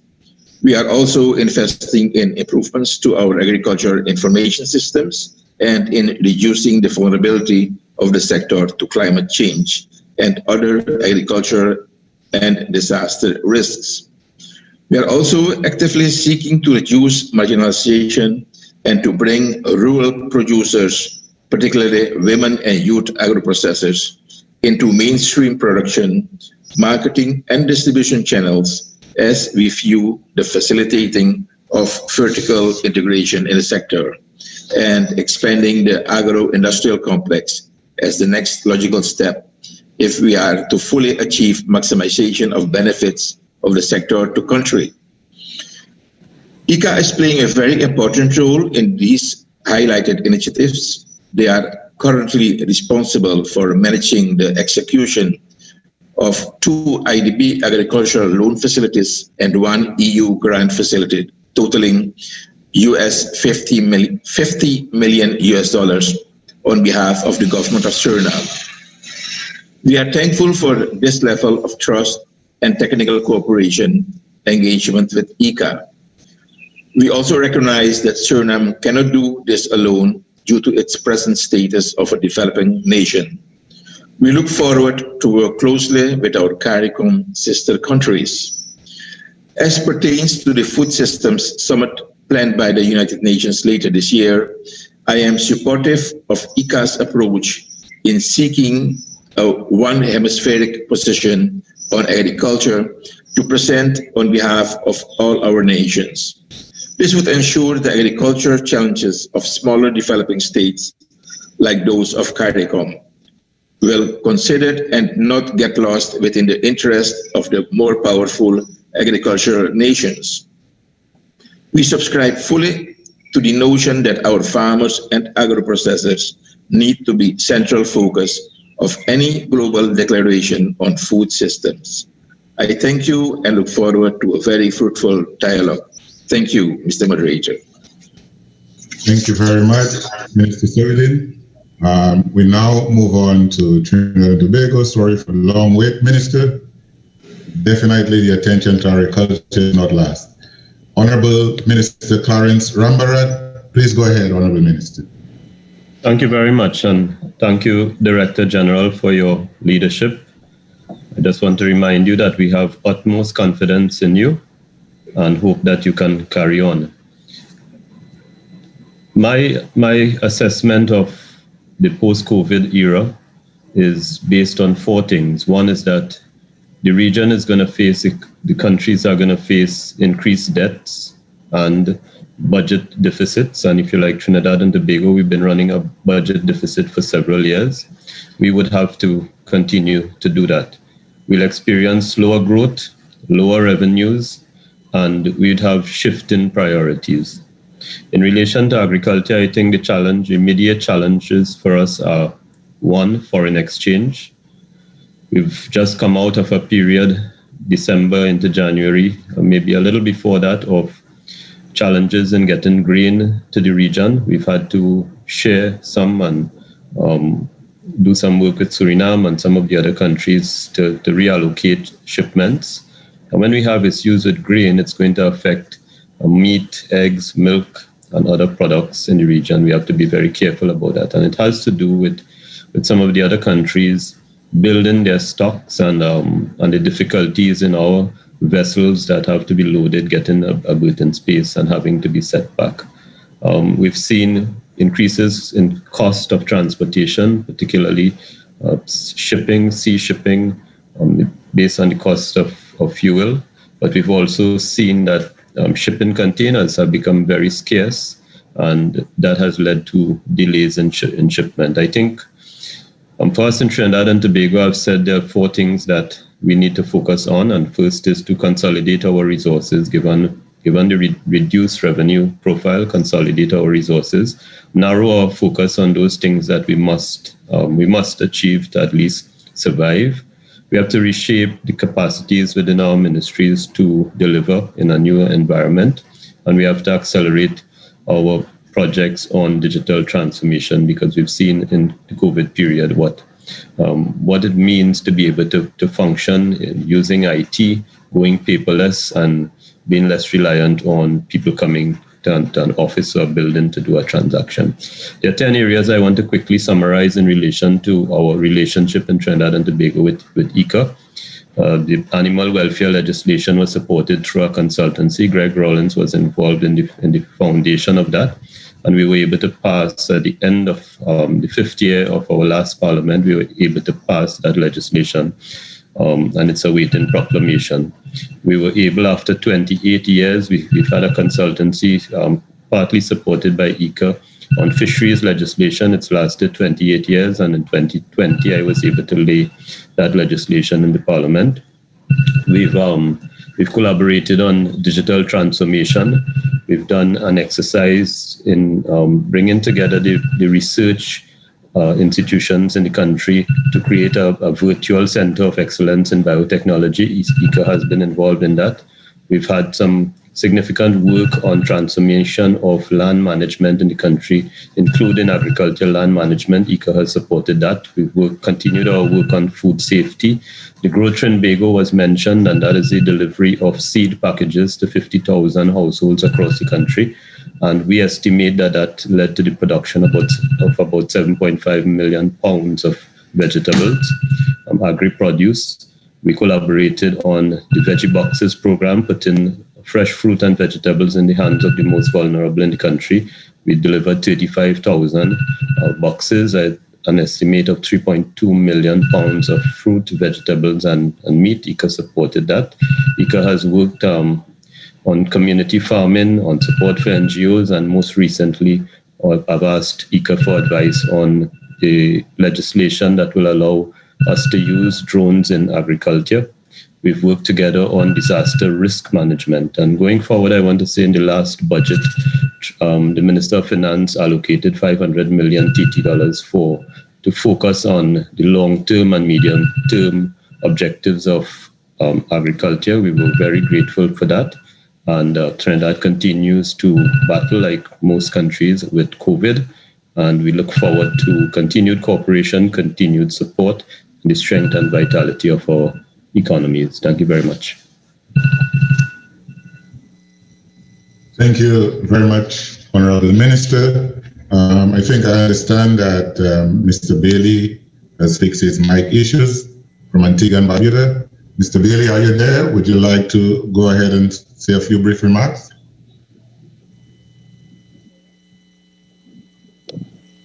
Yes, thank you very much, Chair. My apologies for my absence earlier. I would like to recognize and accept all established protocols by the previous speakers. I bring greetings on behalf of the Honorable Minister of Agriculture, who I am advised is in Parliament today. The COVID-19 pandemic has negatively impacted our economy as most economies across the world. And in particularly so as our main economic earner, which is tourism, has been significantly curtailed due to the halt on international travel. This has had negative spin-offs, particularly as it relates to the effects on loss of employment, decrease in livelihoods to that effect, and threats to food insecurity in certain pockets of the society. Nevertheless, it has had the positive impact of raising the profile of agriculture locally. And in this regard, the Ministry have collaborated with ICA and other development partners to establish a local committee to develop a plan geared towards managing the disruptions in our national food chain. This resulted in the readjustments of planned initiatives between ICA and Antigua and Barbuda. And I take the opportunity to recognize at this point our local specialist, Mr. Craig Thomas, who has continuously supported the ministry and provided guidance in this regard. Some key interventions worthy of mention include, but are not limited to, the establishment of the Extension app, the DG's Fund initiative, the current ongoing crowdfunding project, and the Australian Aid Forage Production Project.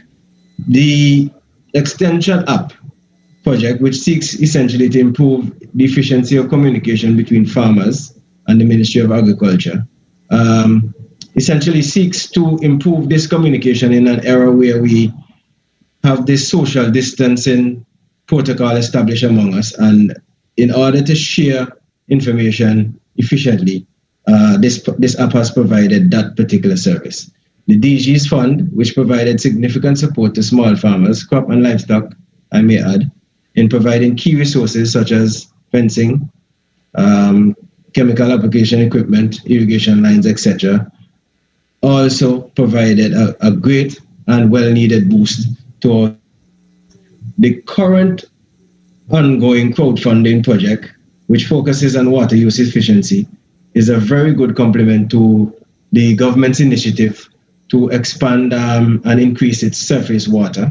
As most of us are aware, Antigua is generally one of the driest countries in the region. We get about 40 inches of rain per year, which falls in maybe 5 months of the year, per se. So this crowdfunding project, which seeks to address water use efficiency, is a complement to the government's efforts to increase its surface water and, by extension, water use at the farm level. The Australian Aid Project also is of particular interest to us as we seek to expand livestock production on the island due to the drought conditions that we're currently experiencing, and also the general dryness. We have been having significant difficulty in establishing grazing pastures. So this particular initiative of actually producing forage crops under irrigation conditions is very much welcome and has been working out very well thus far under a cut and carry system. With these brief remarks, I would like to conclude by saying I wish to reaffirm Antigua and Barbuda's commitment to its partnership with ICA and look forward to continued fruitful collaborations in the future. Thank you very much, Chair. Thank you very much, Daly. Before we go on to the closing remarks from our Director General, I would like to invite our Ms. Beverly Best, our Director of Regional and Institutional Integration, to just say a few brief comments. Beverly? Thank you and good morning to all. Honorable Ministers, representatives of our ministries, and representatives of other regional institutions. Good afternoon, warm welcome again. It's really a pleasure for me to listen to the various deliberations. In fact, usually you hear accountability, sometimes you think of a blame game perhaps, or pointing fingers. But today really, I think it's really an opportunity where we saw a unique coming together to capitalize on opportunities for growth and development. Because here we see a demonstration of the acceptance by ICA and perhaps maybe a commitment to demonstrate that we do understand our responsibility and the need for engagement and consultation. Consultations that are frank, open, and inclusive. And this has been said by various persons, and we really want to thank you for coming to share with us what has been your experience over the past couple of months, a period that was, I will say, very challenging. Another important thing I think that was very evident is that we utilize forums like these to demonstrate our appetite for continuous learning, and learning not just from our mistakes, but learning from each other and identifying gaps, areas where we can improve, because I think we all know that there's a lot of work ahead of us. And certainly the deliberations today point us to the complexities that we face in terms of the challenges, but it also points us to the unique opportunity for us to find ways, common ways to come together, as Minister Saboto said, as a region, to see how we can bring together the synergies to come up with practical solutions that are context-based, that are unique, that take into consideration our Caribbean culture, but more so opportunities for finding solutions that will build our resilience and our sustainability. In fact, I think the Caribbean is special in that we do have architecture or existing architecture for integration and for collaboration that really solidifies our opportunity to be stronger going forward. It is often said that there's unity of purpose is very powerful. And indeed, we see that based on our deliberations. And in going forward, I would say it's really not a sprint ahead of us. It's a long haul. And again, our deliberations, our offerings, our recommendations going forward, they all demonstrate that we do have to look at how we can synthesize the opportunities to transform the sector in a meaningful way, looking at both short-term and long-term strategies and actions. We heard various interventions in terms of the need for innovative financing, technology as an important tool, a driver, the need for building human capacity, enhancing our research and development, looking at climate smart agriculture, linkages between our various sectors in terms of, in particular, the tourism agriculture linkages. We also saw the opportunities for ensuring that we do have a solid focus in terms of ensuring that we do not replicate the mistakes in terms of some of the systemic issues or the systemic problems that we face, but how can we move beyond that and come out very much stronger, more focused, and more proactive in terms of solving the problems, not just within the agricultural sector, but in a way that will enhance and strengthen our economies going forward. In terms of the Food System Summit, this morning there was a dialogue in terms of the civil society group globally, and some of the areas they identified are exactly some of the areas we are talking about. So I know we are on the right track. Those areas included gaps in agricultural extension, the need for looking at youth in agriculture, women in agriculture, innovation, financing, etc. We also looked at, in the Caribbean, I must say, George, forgive me if I almost forgot, that we did have studies done looking at the digital divide within Latin America and the Caribbean, and we did include the Caribbean region in ensuring that we do bridge that gap in terms of the technological gap that we believe that is there, but there is an opportunity, a unique opportunity for us to bridge that gap. And we heard in terms of the agricultural extension, but more so in terms of skills development. So there's a lot more to be said, but I think in terms of just wrapping up, I would say that this current situation, it's really pointing us into something that is very fundamental and deep, that we know in going ahead or in moving ahead, the crisis or this particular period will come to an end. And perhaps there'll be others that we have to face. But I think the course for agriculture and for food systems, that will remain with us. So certainly we do have common interests, and together I think we have an opportunity to demonstrate the boldness and the strength in our numbers as a region to be more productive, be more resilient, and be more sustainable as we build a stronger and more robust Caribbean economy. Thank you. Thank you very much, Beverly. We now pass on to our Director General, Dr. Manuel Otero, to provide us with the closing remarks. Director General. Thank you, Kurt. And thank you, Beverly, for your thoughtful comments. She forgot to mention that she's leading a team that will get the accreditation of ICA before the Green Climate Fund in June. So we will have one more reason to celebrate, because doing so, ICA will be much better positioned in all our efforts for the mitigation and adaptation to climate change. But first of all, let me express my satisfaction, because all of the very positive comments that you made regarding ICA activities in the Caribbean region, and I want to share these comments with the ICA team, practically 90 personnel, some of them international, local, general service personnel, all committed to try to improve the welfare of rural people in Caribbean rural areas. Let me assure you that all technical requests that you have made today will be processed and transformed in concrete proposals. ICA is an institution that listen, propose, and act.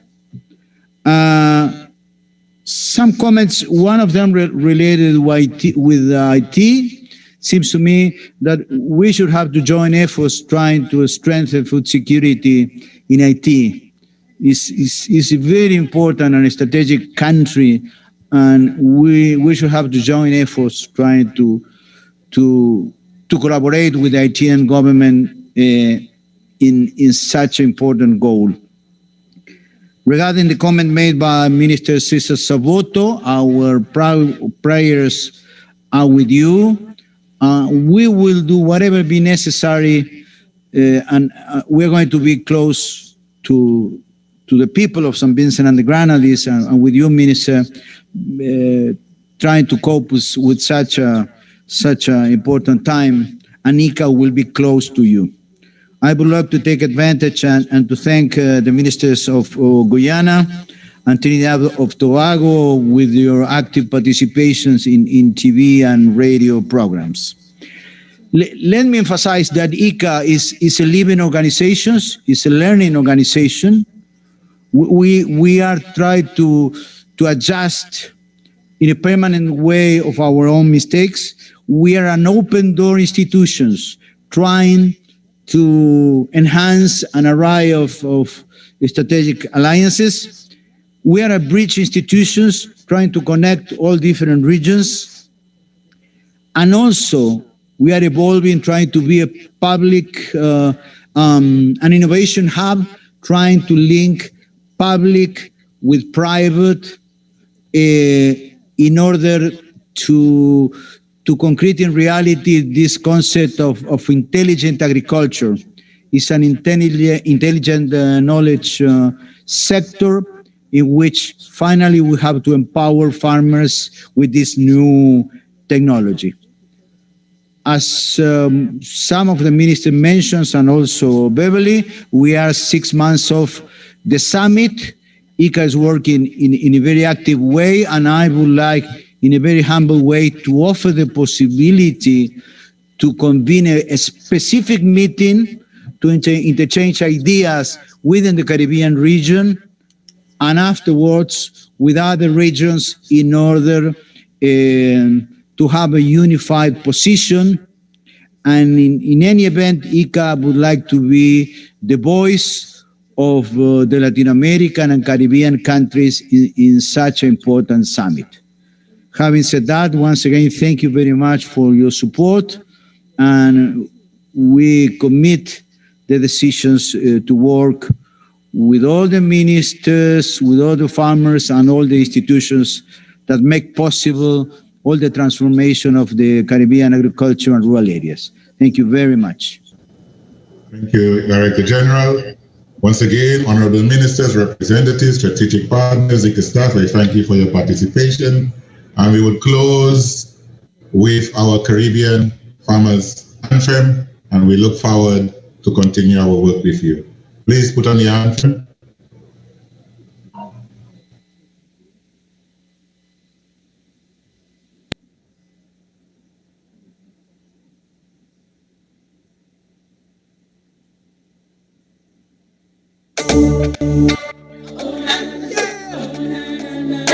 Plant your food. Plant to seed. Watch you. Lord, feed us tomorrow. Till the storm nurture it well. And together we all will expand. With a little bit of love. A little bit of love. Little care and tender. You can be the whole nation. Lay the foundation to make tomorrow the best. We got the earth in our hands. Yeah. We can be the difference. Yeah. We can. We just need to look at. And Mother Nature's fire heal the land. And we will be stronger, stronger, when we need what we will give us. The sun will shine bright, the sun will shine bright. We'll be there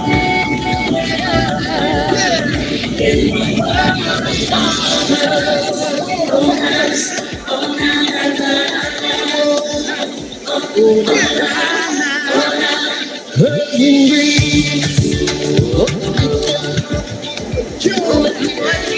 When one tree and and somehow you rescue the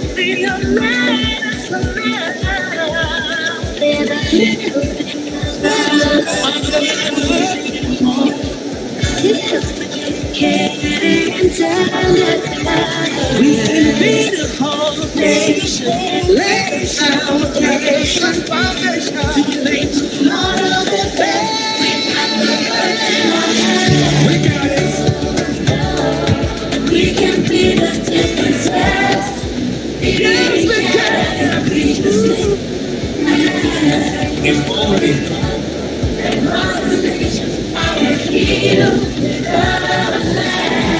And we will be stronger, stronger, stronger. When we need what we will shine brighter, brighter tomorrow. We'll be there in the world of Cultivate a seed and you cultivate your health. Cultivate communities and you cultivate yourself. When cultivation at the root of agriculture, man, we know about the health. Look how long we try and tell them that cultivating green is the way to the nation's wealth. we can be the difference. We can stick to the plan. If we just stick to the plan. Imagination's power heal the land. And we will be stronger, stronger, when we need what we will give up. All the time will shine bright. Tomorrow will be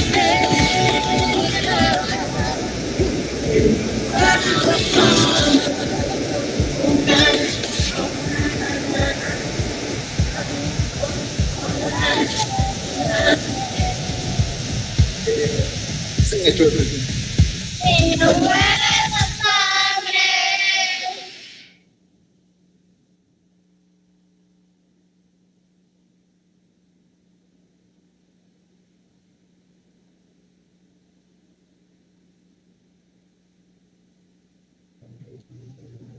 Thank you, colleagues. Enjoy your weekend.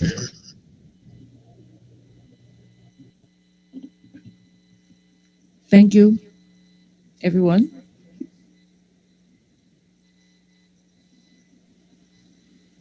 Blessed weekend.